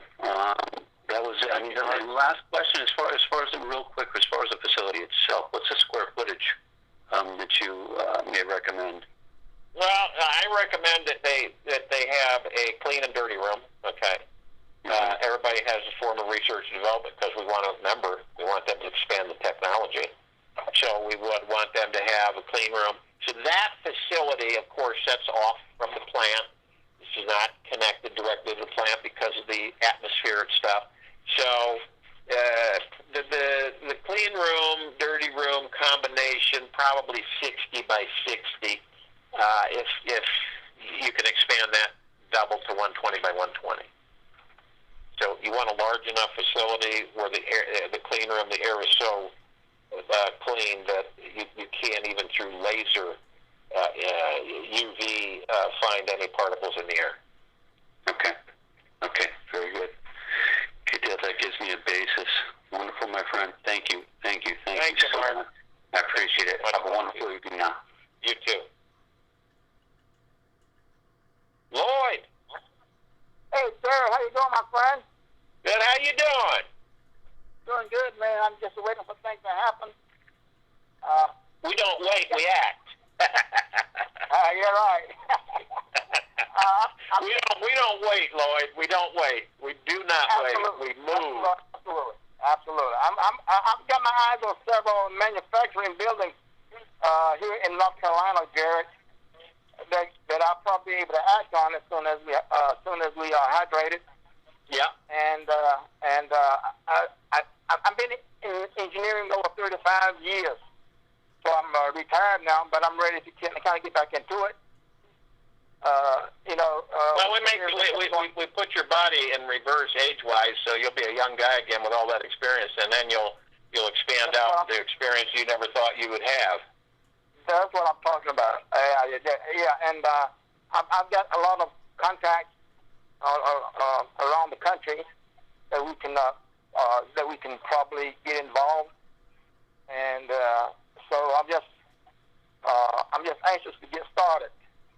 And and soon enough, I hope that you have I have faith that you have kind of a layout in mind for your first launch. I sent you a picture of some facilities that I'm. Yeah, I saw that. Yep. Okay. Yep. Yeah. So I've got several factories around here that's not active that I could probably acquire, and so when we. Yeah, you got a lot of empty facilities down there. Yes, sir. Yes, sir. I mean, and we are very close to the rail system. We're very close to US 95, and we have a regional airport that's about 8 miles away. So I'm set. Well, you've got air. The only thing you don't have is water. Water distribution. That's right. Yeah. That's one of the biggest issues, but I think we can work that out. Well, you've got air distribution, you've got roadway and rail distribution. So in the beginning, I don't have water. Yeah, I'm about 2.5 hours from the ocean. Well, you've got rail though. You've got rail and air, so that's good. That's good. Yeah. Yeah, that's good. That's a good start for distribution. To have that, close, it's always a good idea. That's a good point. Is that in the beginning we should have a facility that's at least, like you said, you've got an area that near the railroad, near an airport. We can ship out right, and it doesn't even need. It could be a regional airport. It doesn't need to be an international. There's a lot of ship out here. Right, it is a regional airport. That's a nice airport, and I'm just anxious to get started. I've got a friend that's an engineer. He hired me years ago, but he's a young guy. He's probably in his 40s now, and I don't know what his position is, but I think he's a manufacturing manager. I might be able to steal him away if I pay him enough. Well, you figure this out too. You gotta. It's kind of a different paradigm compared to the old way on this planet in this country. We're looking, and the universe will provide, and we're looking for people that they're looking. What they do is their joy. See. It's what they do is their joy. It's not like, I had to do this, I had to do that, I learned this. Right. Well, what do you really enjoy doing all your years of experience? Well, I'll tell you what I really enjoy doing. What's that? I like making wooden boxes. I've had people tell me that. I've had scientists and engineers, and they throw you for a loop. I like building furniture. I like metal. I like putting metal things together and so on and so forth. And so you got to make sure that those who come in are in a position where they can embrace their joy and see if they can be incorporated within the infrastructure. Yeah. Absolutely. Yes. Yeah. So that's what it is, Jerry. I'm ready. Oh, I know you are, and that's good because you're on the list. Yes. Okay. Keep on the list. I got you on the list. I got you. All right. Okay. Thank you, Jerry. Thank you. Yeah, much love. Bye-bye. Bye. 385-8553. Hey, Jared. Thanks for the call. Sure, you're welcome. I got two questions. On the previous call, you said you don't want to have employees. You want us to have independent contractors. Can you elaborate on that? Yeah, because we're looking at a structure where people, how do you put this? People want to be a part of something, they don't have to be. So that's a whole different ballgame. So when I say contractors, I mean people that are interested in lending their abilities and expanding those abilities with us on a full-time basis, but through a contracting application. So in other words, they're self-employed. They have their own entrepreneurial building ability within our business so that they can expand out with their own business within the business. So in order to do that, what you're really looking for to take it further down the road is that we have like a trust, monetary distribution trust, and the people are paid out of that trust on a contract basis. They can choose hourly, they can choose weekly amounts, they can choose monthly amounts, and it's totally different than how things have been run in manufacturing facilities across this country for decades. So it's a whole different ballgame. So when I'm talking about contracting, is that a lot of people are going to need a pool of people. They're just not going to have the ability to go, research out their core group. So you go to a contracting house, and I used to run one of those years ago. So the contracting house, you call them and you say, look, I'd like to meet with you. I've got some people that I'm seeking for my project launch. It's a humanitarian project launch. It's got some technologies, and so I'd like to talk with you about your synopsis or summary of the actual essence or ingredients of the people that you wish to have in your core group in order to begin to launch your project. So you go to them and sit down and talk with them and have a conversation with them. They, in turn, will facilitate people that you can talk with that they could literally contract to you in the beginning. And then after a while, if those contractors really, really embraced their joy, then we would have them transfer over as through a trust financial distribution center. So they would be paid. For instance, you're looking at people being paid for jobs across the board, even on an assembly position, 100, 150,000. So this is a whole different ballgame. It's nothing like the people have been accustomed to in this country. It's a whole different ballgame. And because of the hydration level and because of the financial support that we will have, it's a no-brainer, see?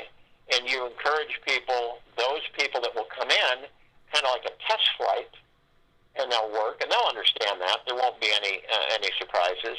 See, we would like to encourage you to embrace your joy. That sounds kind of strange to some people, especially black and white engineers that think only black or white.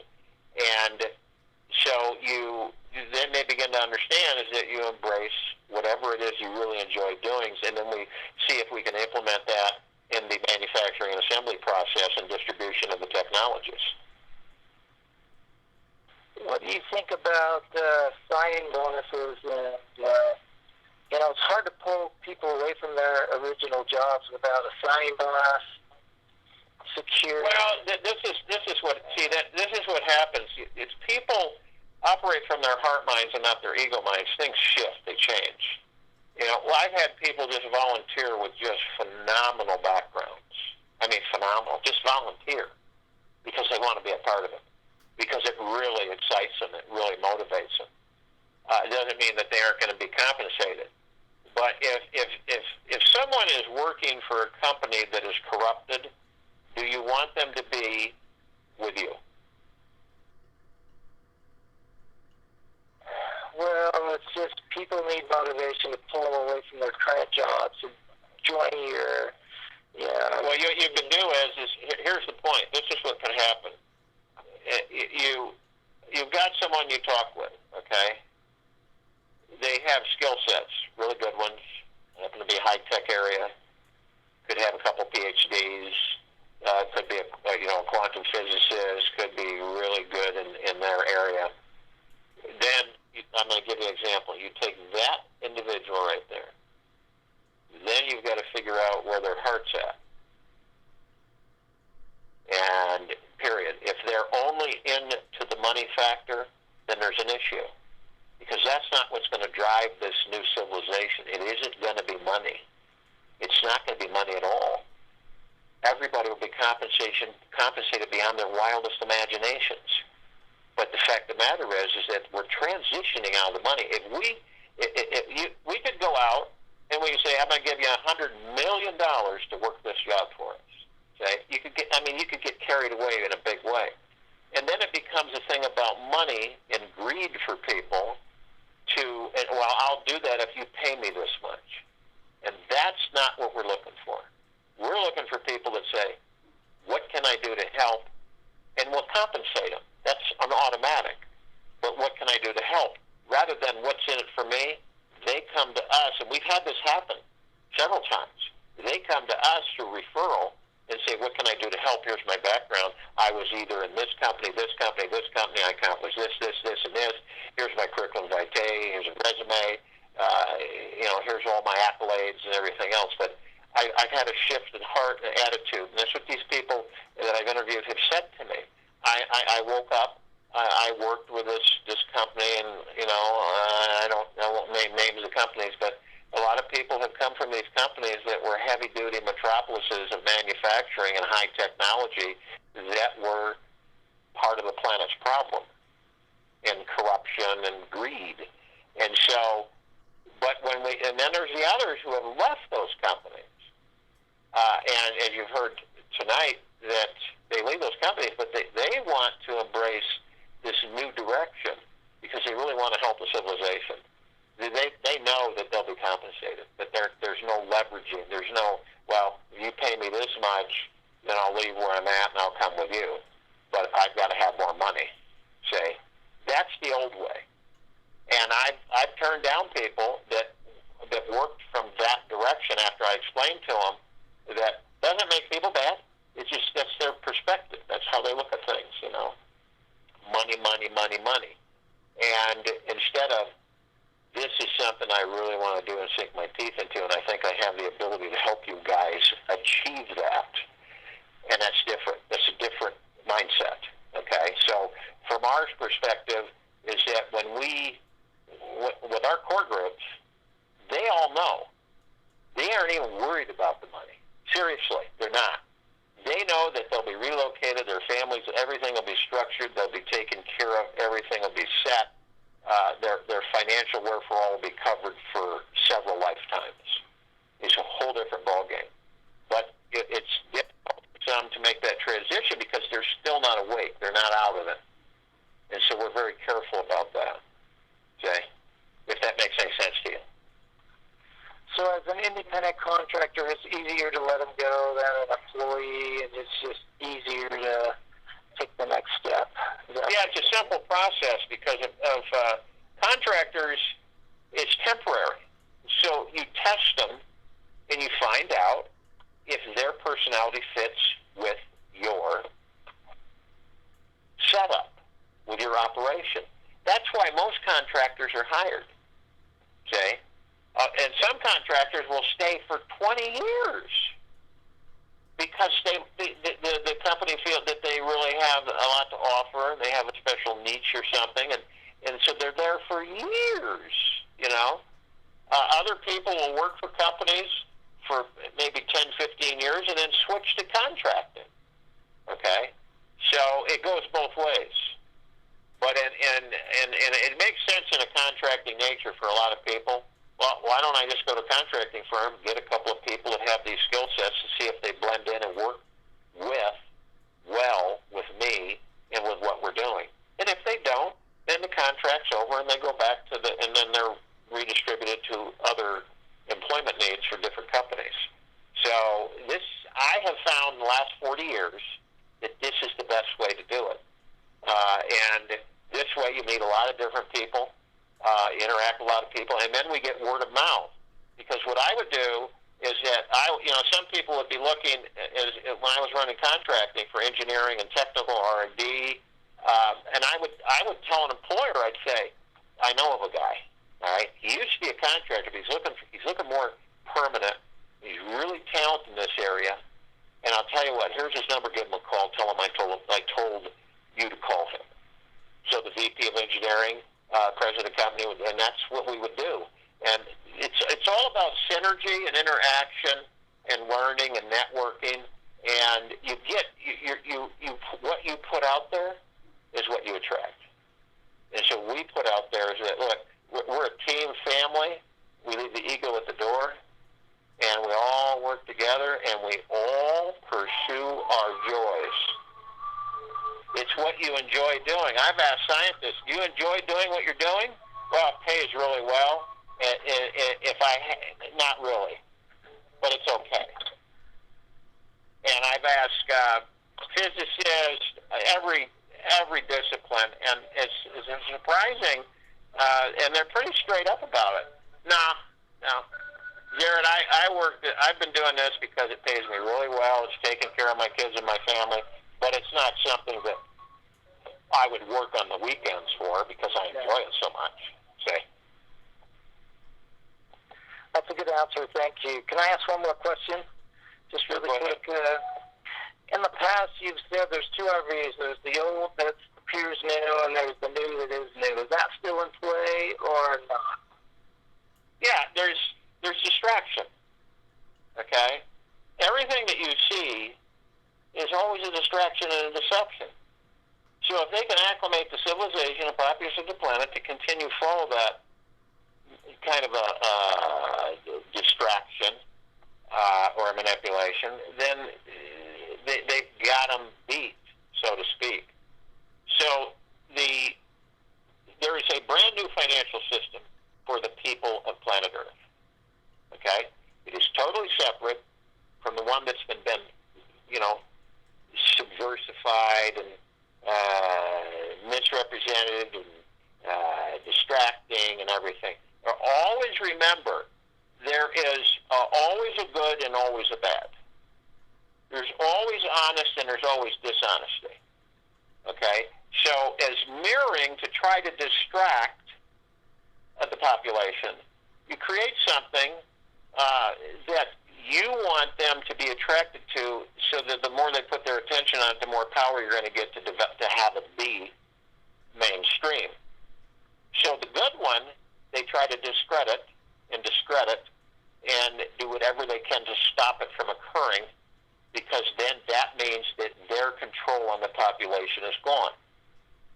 So the good one, okay, is the one that is getting ready to take place, and most of the happenings have all taken place under the surface, not in public eye. And I'll tell you why. The reason is that a lot of us are aware and awake enough to not understand certain things. So there's a lot of our brothers and sisters on this planet that aren't awake, that they're in bicameral mode, and they don't know that they're conscious. So that's danger, because it's just not possible, you'd like to just kind of throw this right out in broad daylight with bells and whistles and music and sirens and everything, because it would disturb the majority of the population. Okay? Now, if you gradually do it, and you work on it, you make sure that the biggest thing right now for the actual distribution of wealth, transfer of wealth to the people of the planet and away from the governments, is safety. That's it. That's the only thing right now, is safety of the people that are transacting, bottom line. And to ensure that the pilferers have no way whatsoever of disrupting that process. That's all that's going on with that right now. So the other, and then also trying to discredit the good constantly, trying to discredit it, trying to become, make deceptive information, distracting information, and so no one really knows what's really happening or going on. It's a lot of confusion and everything. So, but the wealth distribution always has been designated and designed to transfer the wealth of the people of the planet, and only a handful are going to receive the wealth in the beginning, comparatively speaking to the billions of beings on this planet. So they're the ones that, a lot of the people on this call and in my other calls, they're the ones that are going to implement in different ways. They're going to do different things to get the wealth out to the people. See? Now, none of us would go on a street corner in a pickup truck and have just, 4, 5, 6 pallets of currency sitting there waiting to just give to people in canvas bags. We wouldn't last. I don't even think we'd last 10 hours, 12 hours, or even 3 hours, or even 2 once the word got out. So you have to do it, you choose to do it in a direction that's subtle, and certain people are steadfast. They understand this, they understand it intimately, and then they are there, and when it's actually launched, they're there to facilitate things. They get the hydration. They start implementing. That's why we're having these calls. That's why we're having these humanitarian project structuring calls, because the attention should be off the money, because the money's on the way. It should be, and it should have been a long time ago, where people were more prepared of the philosophies and the emotionalities of actually structuring a launch group of your project and putting things together. Okay? Because it's not really a good thing when you have people, when you get hydrated, you have to adjust to the you have to adjust to the wealth. I don't care who you are. It's just emotionally, it's a very new perspective for a lot of people. And when it becomes a reality, they choose to, you get adjust to it, and you have to wait till the smoke clears and everything kind of settles down. And then everybody that receives wealth, their lives change forever, completely, never going to be the same. And that's another thing that's more emotional.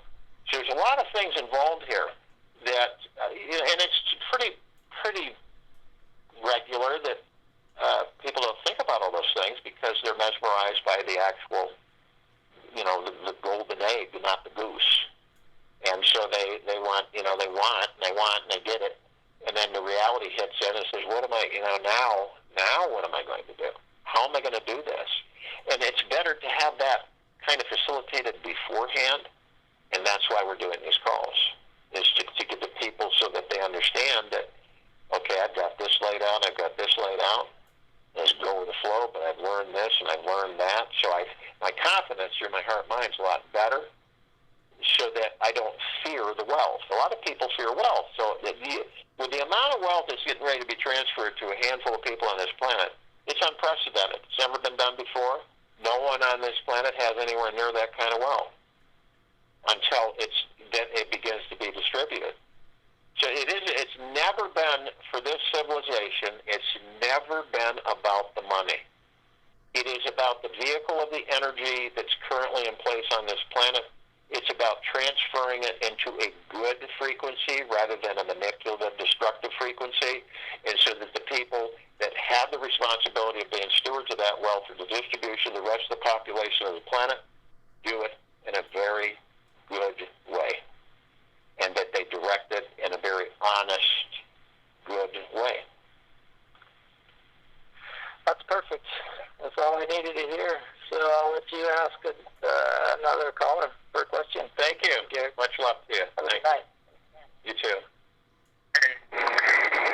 Hello. Jerry. Hello. How are you? Claire. I'm in a triage situation.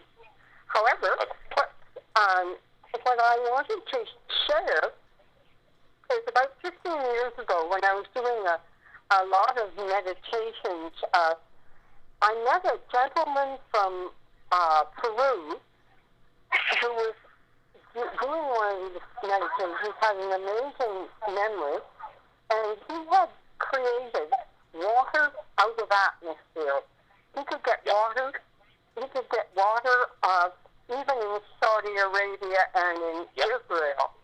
And I just wanted to make sure, because that gentleman that was calling before that didn't have water, and I wondered if that has been further developed so that it would be available for people like that gentleman who has everything set but hasn't got the water part.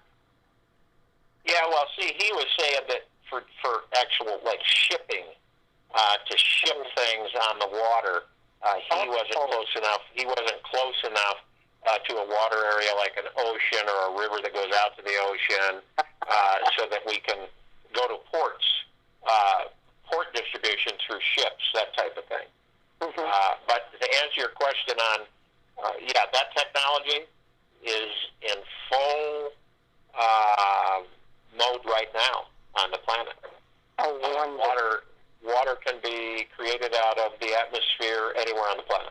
Anywhere. Yeah. Because it's funny. This is what's really strange. People don't, because they've been so deceived for so long on this planet, that we're a water world. Over 70% of our surface is water. And the fresh water that we consume as a civilization is only 1% of the fresh water on the planet. The rest is frozen. Wow.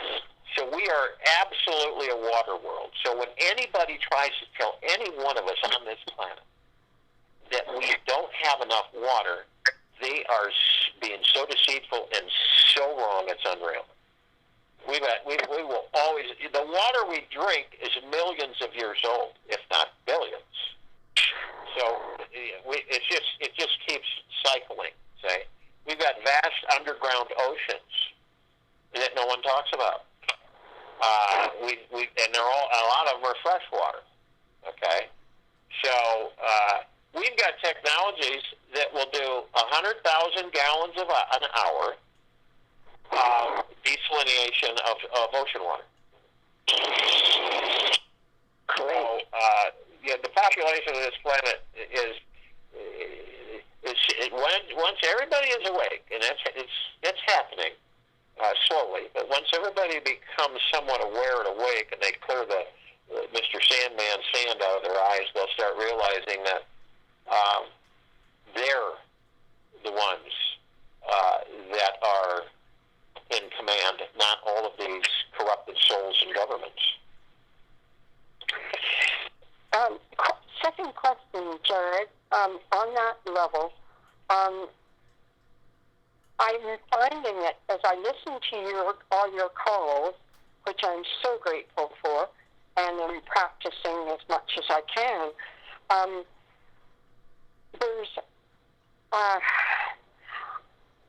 I've noticed that I tend to be very able to be hypnotized. And I'm wondering if one could actually use, because I did have my very first child by hypnosis, and have trained myself a little bit with self-hypnosis. I wondered if one could use that against the bicameral mind and the ego mind. Wow, that's a good question. It might not be for today, but yeah, when you're in, see, it wouldn't work in a bicameral arena, because if one is not consciously aware that they're conscious, that means that they're in a residual mode of bicameralism, which is, of course, the right and left brain talking to each other. And as I said, the prime example, people say, well, how do I know? I've had people ask me, how do I know that I'm talking with a bicameral? Well, and I said, a prime example is if you've ever sat down and talked with a schizophrenic, that's a bicameral. Okay? Now, with people wearing masks, the reason that the civilization was so quickly to respond to this buffoonery played upon the population is that it's a prime example for the rest that are awake, is they're bicameral. That's the only reason that they put those masks on. It's because they need to be governed. They need to be led. They need to be thought for. They need to have decisions made for them, and that's why they wear the mask, because of fear of the unknown. Because they don't think for themselves. They can't think for themselves. It doesn't make them bad. They still all have the God within them, but they just don't. And that's why those that are awake find it difficult at times to look at their brothers and sisters wearing these masks like robots and slaves, when they know that it's an absolute deception, and to sequester the population to see how long they could keep them enslaved so that they can pull other things of total mass domination. That's what this was all about to the people of planet Earth. A total mass domination of the civilization, an eventual total elimination of the civilization, and then to replant a new civilization on the planet. So, and as diabolical as that sounds, from their perspective, it's a good thing, say. But unfortunately for them, that's not going to happen. So that's why it was initiated. That's the whole reason. Would there be a possibility, once someone recognizes that they have been that way and they want to change, do you think the hypnosis would be helpful against the ego? I don't believe so. You're not going to be able. The ego. I'll give you an example with the egoic energy, the ego mind. The ego mind would be aware that the person was being hypnotized. So the ego mind would step in and take control. So the individual would be hypnotized, but the ego mind would be running the show. See? Okay. I see. Yeah. Okay. Well, I will keep on trucking. Okay. All right, Claire. Much love to you. Yeah. See you soon. Lots of love.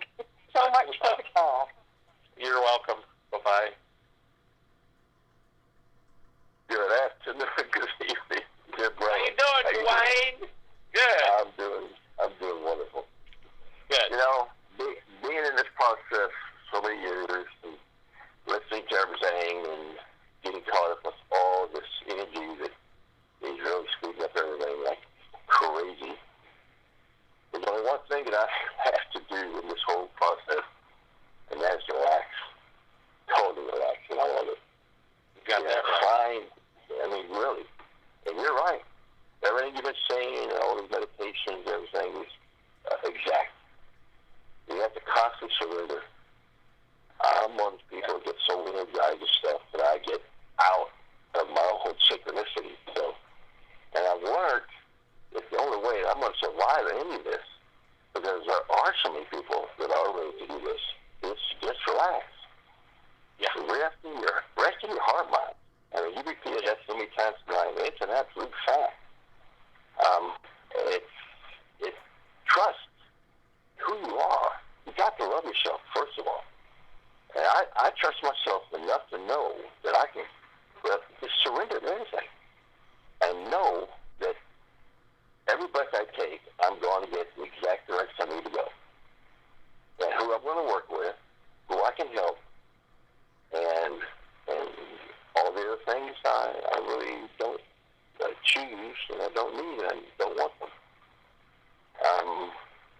I know that brainstorming, and I love that term. I love it, because it's when you get with a group and you relax and you find that core group that you really work well with. And I believe you've got a great selection of many of us. It's going to be wonderful. It's a moment-to-moment thing, and we're all ready. Gosh, we're ready. We've prepared for this time in many lifetimes, especially this one. And I know there's many of us that are like myself who, from an early age, like yourself, have known that this time was coming and to get ready. The biggest part for me is when, after my near-death experience, is I had to completely start over on myself. Find health products which you introduced, and I certainly use, and it moved me into a whole new paradigm of believing in myself and being confident enough to just relax, let it flow. You know, don't jump on any trains, let the trains go by, and you just watch how it all transpires. And one thing that keeps coming to me is you're right. This energy shift is a massive process, and we're going to have to adjust completely to this unbelievable shift of infinite ability. So we're going to need to let the dust settle. Oh, yeah, that's a fact. But I'm grateful for all the work that you do and have done to put all these things together. That myself, I've done a lot of it, gone through all these experiences, and can do just about anything. And if I'm not familiar with it, I know I can do it. I mean, if these big technologies, when they become available, just sit down and in 30 minutes you're done and you can move on. But I'm very anxious to be a part of all of that. Actually, the first thing I want to do is get you infinitely hydrated. I know you're going to have it yourself, but to be a part of that and the technologies, that truly excites me. I love the smart. It excites me too. I'm with you on that. I hear that. I have to breathe deep and slow down because I do get caught up in that quite easily. And the smart suit, CC is first. Jan and I have been working on that, and I know she energetically both we're trying to keep that GoFundMe site activated where there's more people coming in. But at the same time, I'm not worried about it. I don't see it as an absolute because I know many of us are so ready to do that very thing. So knowing just how close we are, you're first. As far as I'm concerned, you're number one. And as far as having my own projects, I've got quite a few, but I look at where I'm living right now. I could easily, find a way to purchase this subdivision and help the people that live here. And that training by itself just to give that energy to help everyone that needs something brand new, find a way, privately to have that funded for them, et cetera. So, you're right. There are infinite avenues, and in order to get it and have it, you got to just relax and let our heart mind show us exactly, moment to moment, which way to go. What is your number one project? Well, besides funding you, getting the people off the street, those people have no place to live.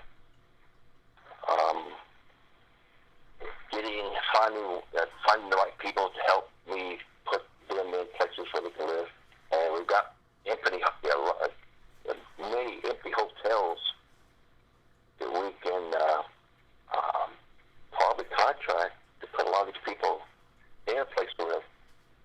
And slowly but surely find homeopathic ways to help them with their addictions. Things like that. What about apartment complexes that have kind of deteriorated? Also, Absolutely, all of that. The older motels. The old. Yes. You go down there, you go outside, you go in your room, and it's like the old Howard Johnson's used to be. Yeah, and, exactly. But you could go in there, refurbish those things, and I'll tell you what, people that are living on the streets,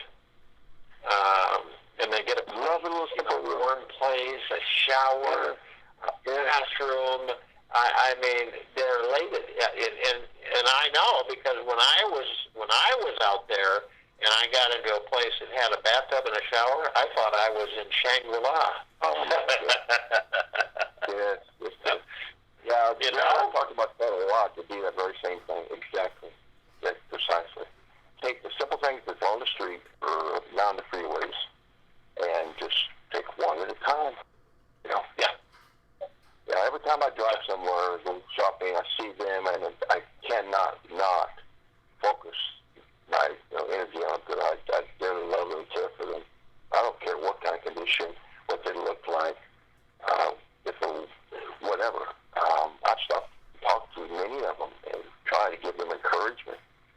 That things are coming, things are going to change. I could try and just hold yourself together, giving them water and food and different things at different times. And that is what energizes me, is focusing on them. They, I think, need it first. The projects, funding all those things that you want to do, all that is, I believe, going to work out perfectly. I do. There's enough positive energy on these calls, and the people, like you say, you feel the light within them. And gracious, I do too. And know that, gosh, there's people all over this planet so ready to do that. And I think and believe without a doubt that you have got a great way that we can all focus on. And as well as the individual things that we want to do ourselves. But we've got to just take it one moment at a time. That's going to be a rough one for a good month. So before things kind of settle down and go, oh my gosh, where am I now? Well, yeah, and watching and experiencing people that aren't in pain anymore, Yeah. That aren't suffering anymore. Yeah. So it's just I was that lends all of it. for all of us tonight.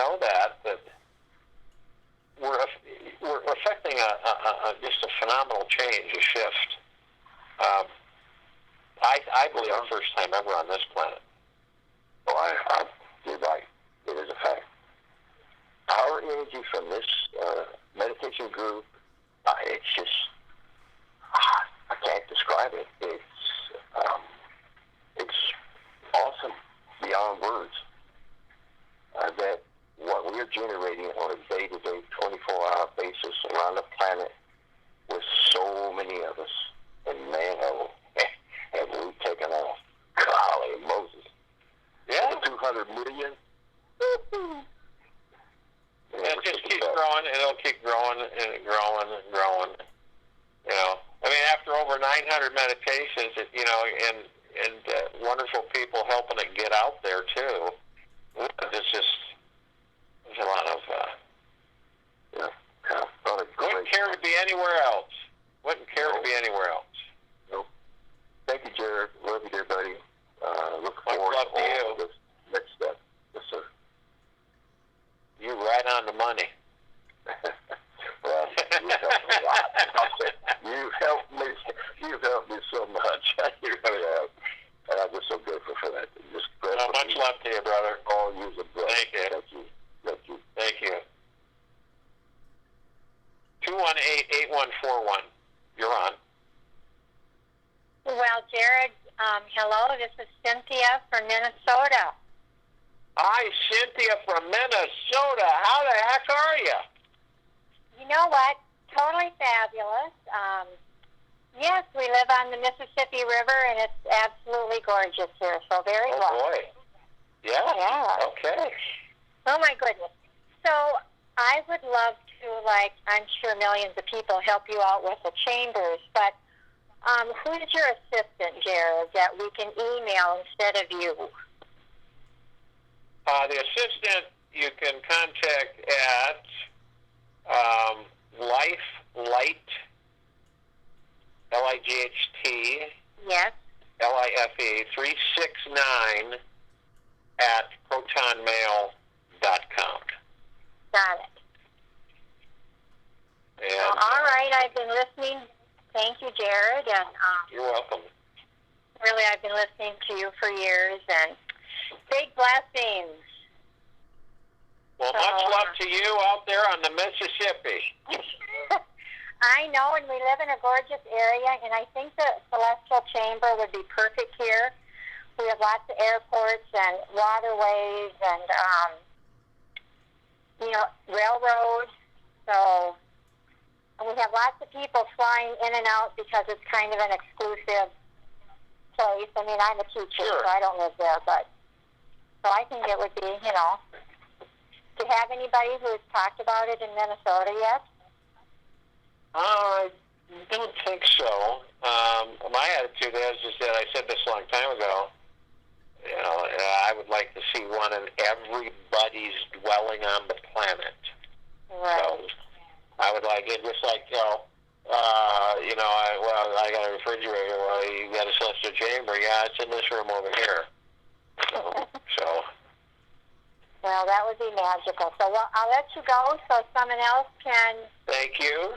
Speak with you, and I just love your giggles, and I love your silly phrases, and you're just a joy. Thank you. Much love to you. Let's love. Bye. Thank you. Bye. 617-7992, you're on. Hi, Jared. It's Elaine from Boston. Hi, Elaine. How are you? I'm very good, thank you. How are you doing? Good. I'm doing fine. Good. I have a couple of questions. First of all, I know you're doing the celestial chambers first. Are you doing others at the same time? You mean other technologies? Like the wand and the energy and the replicators? Yeah, the wand, the celestial chamber obviously is number one. We follow that. The wand will probably be synergistically connected with the technology it is, so we'll probably have a team with the wand. It's, as I said, it's not as I'll put it this way, not as a large scope obviously as the celestial chamber, but like I said, it's for like people who they get injured something happens and they can't, they can't access the CC. They can use the wand. The wand's a mini version of that, so it'll reatomize the damaged area on the body. Okay. Nothing like cancer or anything like that, just like wounds and stuff like that. Well, no, it'll if you have someone. I don't know how you would be able to do it yourself. You'd have to have someone hold the wand and pass it over the body. It would detect the anomaly of the cancer, and it would reatomize that out of the body so that you wouldn't have the cancer. So you could have someone who's got 2 days left. It's not me. I have a lot of people around me that need help. Yeah, we know. I know what you mean. There's a lot of people that that need the assistance with the technology. Right. They need it like yesterday. So exactly. But if someone is when we actually have it available, and someone like you could be walking into with the wand, you'd have the wand. I don't know how you'd carry it because it's about 18 inches or more long. And, but, you could have that wand and someone could be in an accident, a vehicle accident, and they're damaged, their body's damaged. And you could literally take that wand out of your car and pull over and you could literally reatomize them and they wouldn't have one injury on their whole body. Wow. With that wand. The CC will do the whole body in 6D all at once when it makes its first pass of evaluation of the condition of the body. The wand is more, as I said, portable, so it doesn't cover as large of a. So you've got to kind of wave it over the body, but it will pick up the anomalies and it will reatomize. So. Could we manufacture the wands when we're doing the celestial chambers? Yeah, that's our idea. In our clean room, we'll have the work with the CC, and then of course the work is duplicated with the wand. So the CC wand will probably most likely be finished with the CC. Okay. So that we'll have a prototype of the wand. And then, of course, we'll just start manufacturing the wand along with the CC because they're different applications. It's restricted. The wand is restricted. It doesn't have the full capacity of the CC does, but it can do a lot. I mean, it can help people, like I said, people that are damaged. Have you ever seen someone that gets hurt? You wish you had something that could help them. You pull out the wand, you're able to see what the damage is and then reatomize the area, and then that individual can get up and just be good to go. Someone with a gunshot wound or, someone whose body's been damaged really bad, you can literally reatomize. Like the bullet wound, the bullet's lodged somewhere. And the portable wand will analyze that area, will show it to you on a holographic, and then you'll literally it will say reatomization of this specific area, and you'll say yes, and it'll literally the bullet will never have entered the body. Wow. Period. So there will not be any cellular damage whatsoever. Wow, that's awesome. Now, another question: when we're manufacturing the celestial chambers, the people that are putting these together, do they have to have specific training? No, that's a good question because it's people can learn. We can show them OJT, and they can start applying what they're taught. We may even have a learning accelerator there so that we can plug them in, and they can be up to speed in a matter of minutes. So they would know immediately. It's not really a difficult thing for like a group of people. Like with our council group, the council groups for certain people before they go into celestial chamber. These are people that have been teachers, nurses, moms, dads, dentists, retail clerks. It doesn't matter. It's going because the people that will be counseling those going through the chamber would have already gone through the chamber. Okay. See, they'll have experienced it, say. And that's the only way you're going to be able to be in kindness to others if you've actually experienced it with no deception. So they'll just say, have you been through the chamber? Oh, yes, I have. Yeah. Oh, wow. What was it like? Well, I went to sleep and woke up and I had a new body. That's what it was like. See, because the unknown scares a lot of people. A lot of people, when they're faced with the reality, they're going to go into the room and there it is. There's the chamber. And it hits them and they go, holy cow, and then they get nervous, anxiety and stuff. And that happens, not with everybody, but some people. So, but this helps people be, ready as much as possible because they'll be talking with people who have already gone through the chamber. He says, there's nothing to worry about. You just fall asleep and you wake up. That's it. We give them a mirror. They look in the mirror, and then they go, what? What? Look at this. So I'm sure people will, break down and cry because they'll be so elated. Wow. So once we get our funding, what is the next step?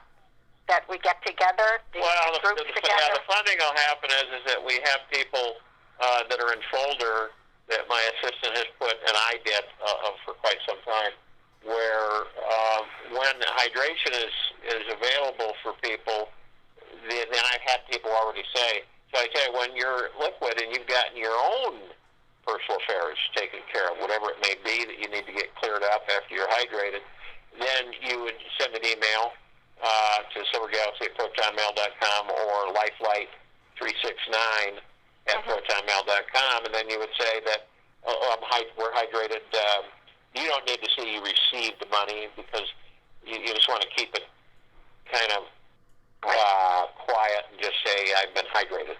Right. Okay. Okay. I'm clear, good to go. Where do you have transfer information?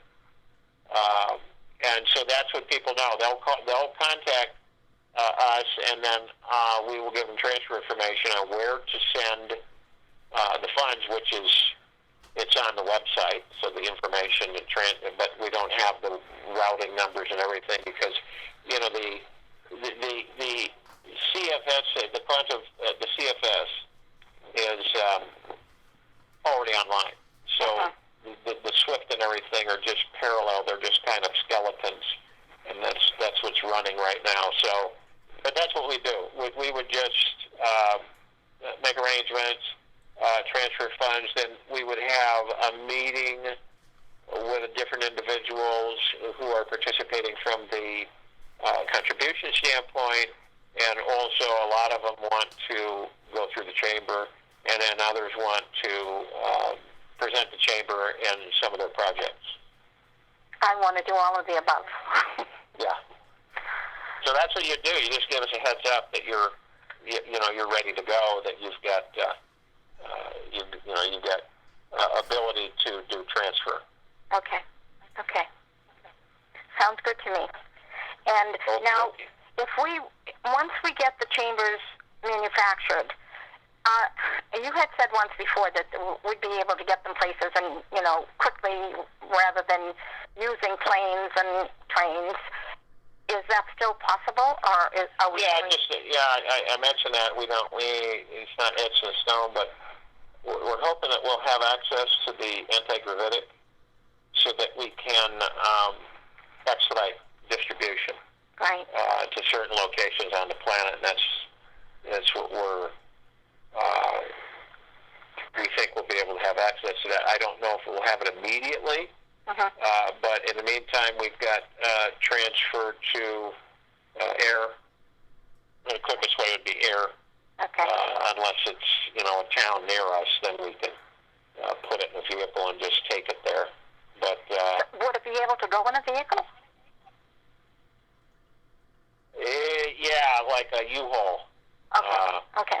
Because it's 9 feet long. Right. Now, the free energy,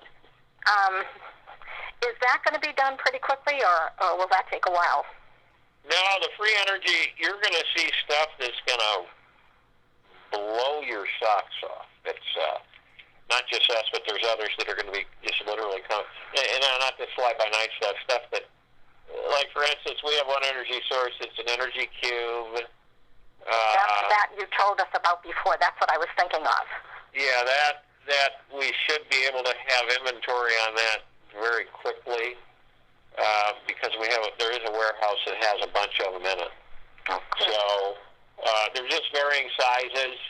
The smallest one's about the size of what is that called? Amazon Fire Cube or something. It's about that size. Oh, really? That little? And it'll run a house for indefinitely. Wow. So, yeah, people are going to start adjusting to the fact that, they'll start realizing that they're not in 3D anymore. They'll start realizing that, you mean to tell me I can, we'll plug this in, we'll disconnect you from the main, and then we'll hook it up to your current dwelling. We can't retrofit it into additional technology, which would mean that you would have no wires or anything.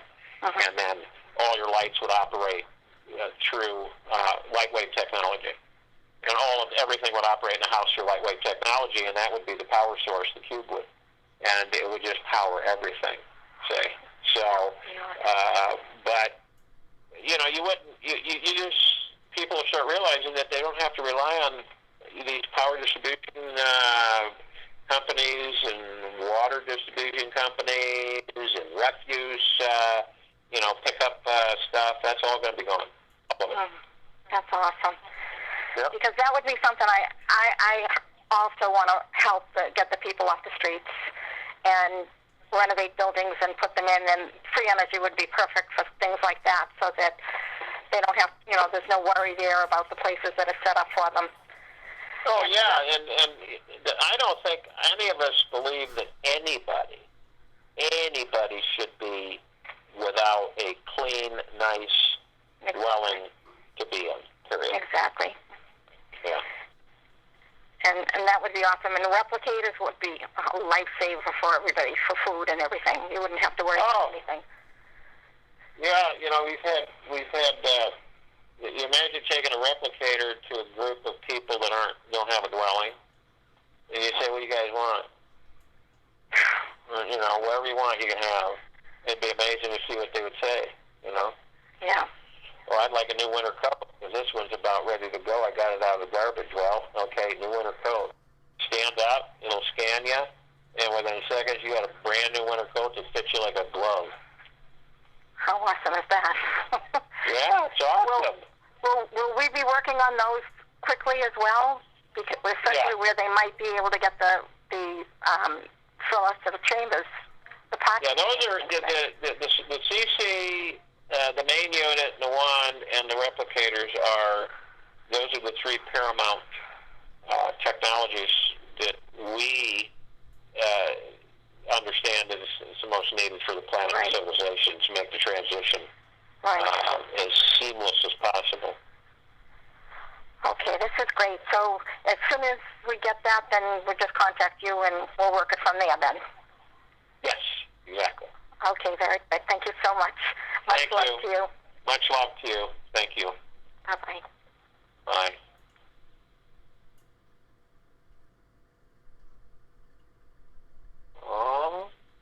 Okay.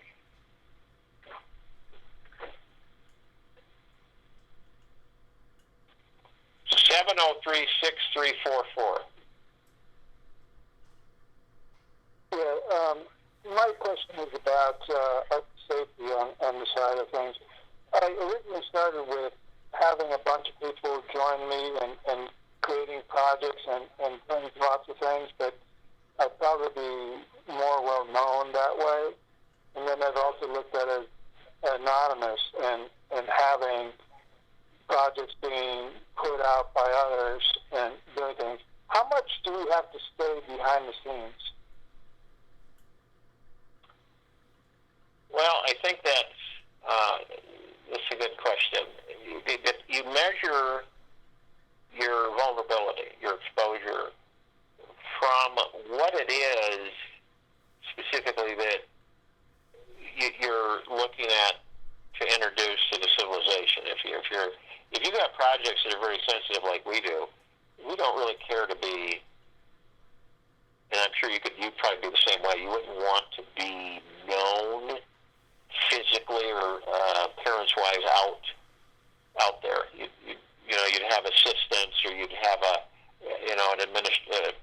private administrator that would do things for you and make sure that you would direct them, but that they would do it for you.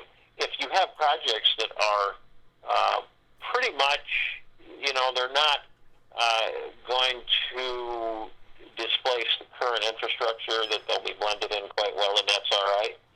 The only key is that if you're a recipient, one of the stewards of the wealth, you're just not going to want to be out in broad daylight a lot. If people, if they, those that don't know, those that are not awake, if they get, find out that you have this wealth and everything, then of course it's like anything else. You're gonna be bothered by that. It'll be an intrusion on your privacy, and you don't really care to have that scrutiny played on you. So you're kind of in the background. You've got other people that you entrust certain things with that will do that for you, but you don't have the ego issue. You're not, you don't have anything to prove or present to people. So you just kind of float around, so to speak.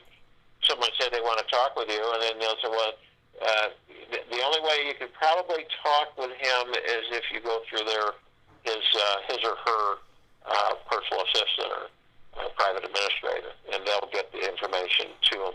There's different ways you can do it, but exposure, it's no different than on a much smaller scale. Someone wins a $300 million lotto, and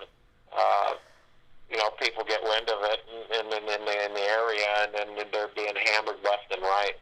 Until they're blue in the face with all kinds of stuff. And it's just part of the structure of the old world. So my direction is that because of the sensitivity to technology, I just don't really care to be front and center with that. I'd rather have people that I trust that will carry out certain things, and so you basically use your own guidance as far as, do I really care to be out front and center and have all kinds of attention and exposure, or do I just rather be kind of in the background? Every now and then I can interact with people, have meetings and that type of thing, but I really don't care to be out full force with the floodlight on me all day. So it's just up to you. Yeah, well, that's kind of where I'm at right now, and that means that I could be myself and maybe just a few others, but I can actually do mega projects and have it be put out by others. Yeah. And even like the bank, I can say, here, put out this RFP, which is for this type of work and does these things and has all these objectives. And then they bring it in, and I can look and say, I like this, I like that, and can go forward. But I don't have to be the one that's involved, and they know I'm there. No, that's right. You're indirect. You're kind of stealth. You're indirect. You've got people in place. They carry out your directives. They take the responsibility to do so. You can, kind of direct. You can meet with certain people that you really feel is crucial to meet with. But for the most part, that's what is recommended. You just, you play it softly in the background, and you just have the right people in place to carry out certain things. And would I even be part of, like, deals? Like, if I was going to go to a place for manufacturing and switch, like, some things that are needed to help bring forward some projects, would I be part of the party talking to them and involved, or would I stay away from that also? Oh, you're talking about a part or something that you need to meet with someone to make? Yeah. Okay.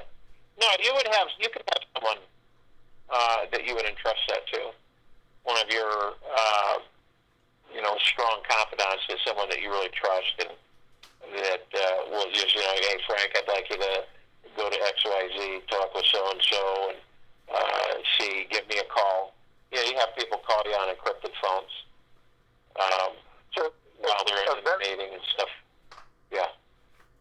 So it would be a very small group that I would be involved with, and then I would be meeting, and then others would be doing everything else. Yeah, exactly. I mean, you could, some people, you get to a point where you could hire someone that's so good at running your business that you wouldn't even hesitate to kind of disappear for a couple of months, 2-3 months. You wouldn't even worry about it. You wouldn't worry about what was going on with the business because this individual was so good that you just, no big deal. You could just go out and have a good time and interact and have, just kind of kick back and they run the business and do an excellent job with it. That's kind of what you're looking for. That's kind of what you're seeking, is someone that you can, that really, has your best interest. You've imparted responsibilities, and then they just kind of step up and say, whatever you need me to do. You kind of get to know them. You figure it out that they're on the same page. They're in straight and narrow, and they'll get things done, taken care of and represent you stellarly with no issues. So that's the ideal scenario. Yeah, and I kind of envision that I would be involved with, say, the pilot type of a project, and once it's kind of ironed out, then it'd be almost like franchising, and it'd be duplicated many times over in different places.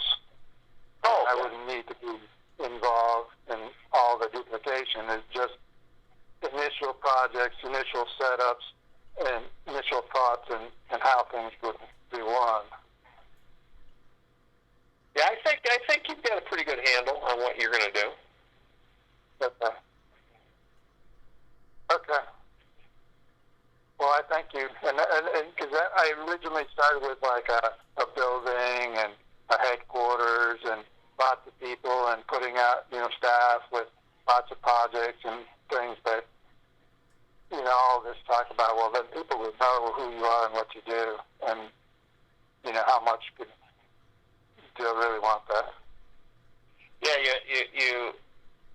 you prioritize. You start with the most important one that's nearest to your heart that you want to launch, and then you facilitate that, get everything in place, and so that you set the groundwork and you set the temperature for the rest of the projects, because you've positioned yourself in a position that you want to be in, and then that's just duplication after that.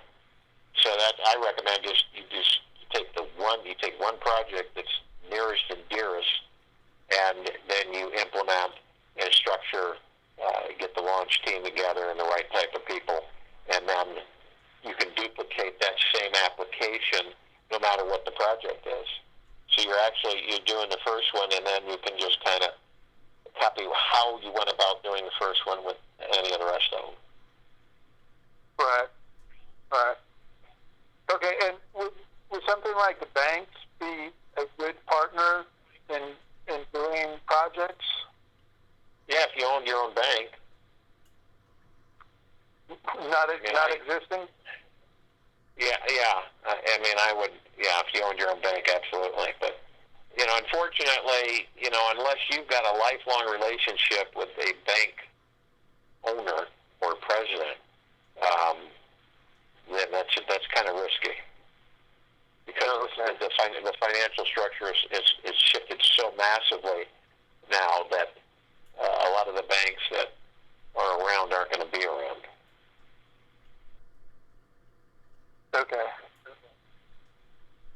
Okay, so the facilitators wouldn't necessarily be a bank, but it'd be some other organization. Let's put it this way. If you've got with some of the wealth distribution, with the stewards of the wealth on the planet, their financial abilities will be better than a bank. You won't need a bank. You'll structure it with your team yourself. The point is never have to rely on someone having anything and you don't own anything, you're facilitating. So the funds that are made accessible pretty much on the planet for all project groups are going to be endless. Even those who don't receive hydration will have access to endless funding for their legitimate projects for years and years to come. So the understanding and perspective of banking is going to drastically transform in this country and around the world. It's going to drastically transform. So, how you look at things now is the old world. The new world is going to be a whole different ballgame. People will become their own managers of their own wealth. They won't be relying on anybody else. They'll have people in place that they trust with that will handle the wealth distribution, handle the applications, handle the financial support, and if you get someone has 100 T in a digital account, why would they go to a bank? Why would they even go to a bank? There's no reason to. Why would the loans will become a thing of the past? You won't have loans. No one will need loans. They'll be hydrated enough where they'll have fluid financial clout, strength, to really initiate any project they choose and then fund others. So it's the idea. Remember, a bank is an external authority. And the bank actually thinks that when you have an association with a bank, unless like I said, unless you have a real intimate relationship with the bank owner, it's a whole different ballgame because they dictate to you. You're under their authority. They're not under your authority. So that's the old world structure. That's how it's been structured, and that's not going to be anymore. So people will begin to take responsibility of their wealth. They'll start to govern themselves, lead themselves, guide themselves, and they'll structure it accordingly. As far as commerce on the planet, that's going to drastically shift as well. You'll be able to literally initiate transference and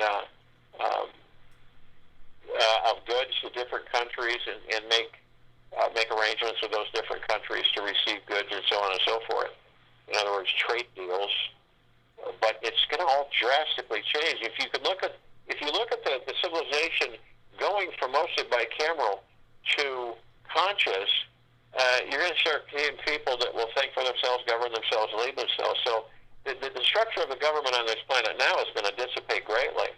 It's a whole different world. You're looking at peacekeeping groups that the civilization brings up. You want to call them some small form of government, and all they'll do is protect the people. They'll protect the property and the person, the body, and that's it. They won't have power of bombing and war or anything. It's just going to all change. It's nothing. It'll be nothing like it is now. You won't be able to even hold a light on the new system because it'll be so advanced. Yeah, so I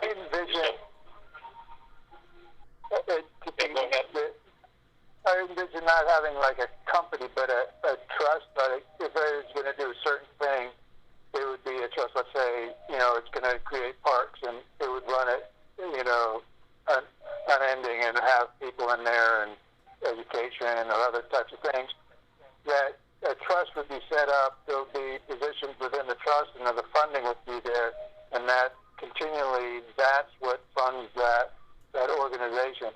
And is that what I would be setting up? Is more or less trust and bringing people in and doing that, and that's who owns it, and that's who does things, and that's the people that are going to be known as the trust. And I'm kind you'll get to a point. People get to a point, certain sectors of the civilization, where they start to realize that they don't care to own anything. Zero. You don't really care to own a thing. And see, that's the ego, and that's the way society's structured. But in practicality and understanding the lay of the land, you don't own anything. Everything's in a trust, and the trust is the distributor. Period. It's so different if you look at an IOTA account, okay? The IOTA account in their system basically states that it's a holding account, so therefore it can't be taxed. So the IOTA account's a holding account. So wherever it goes, that it's followed, and whoever the recipient is of the transfer of those funds from that IOTA account is, won't be taxed anymore, but currently is taxed. So you're going to see most people understand that they'll learn that they don't need to own anything. Control everything, but don't own anything. Say, that's the big difference.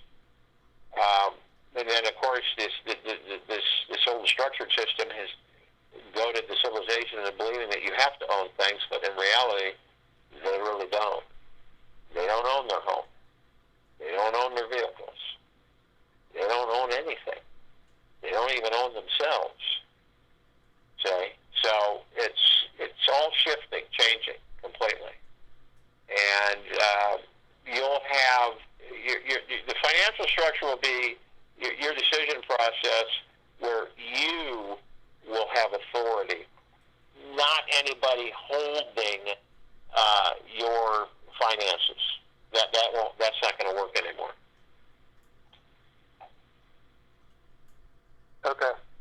Yeah, and that's what I envision is to create all these trusts, and the projects are just trusts, and those are indefinitely run, and it has positions within it. It has a separate name that does certain things, and it can be never-ending, whether it's just like feeding people in a certain community and going on, or anything else. Yep. It's just separate projects and funded and done. You betcha. Thank you. That's very helpful. You're very welcome. Much love to you. 312-6775. This is Maverick. Hi, Maverick. How are you? I'm good. How are you? Good. I have a question about the going head to head with the medical folk and the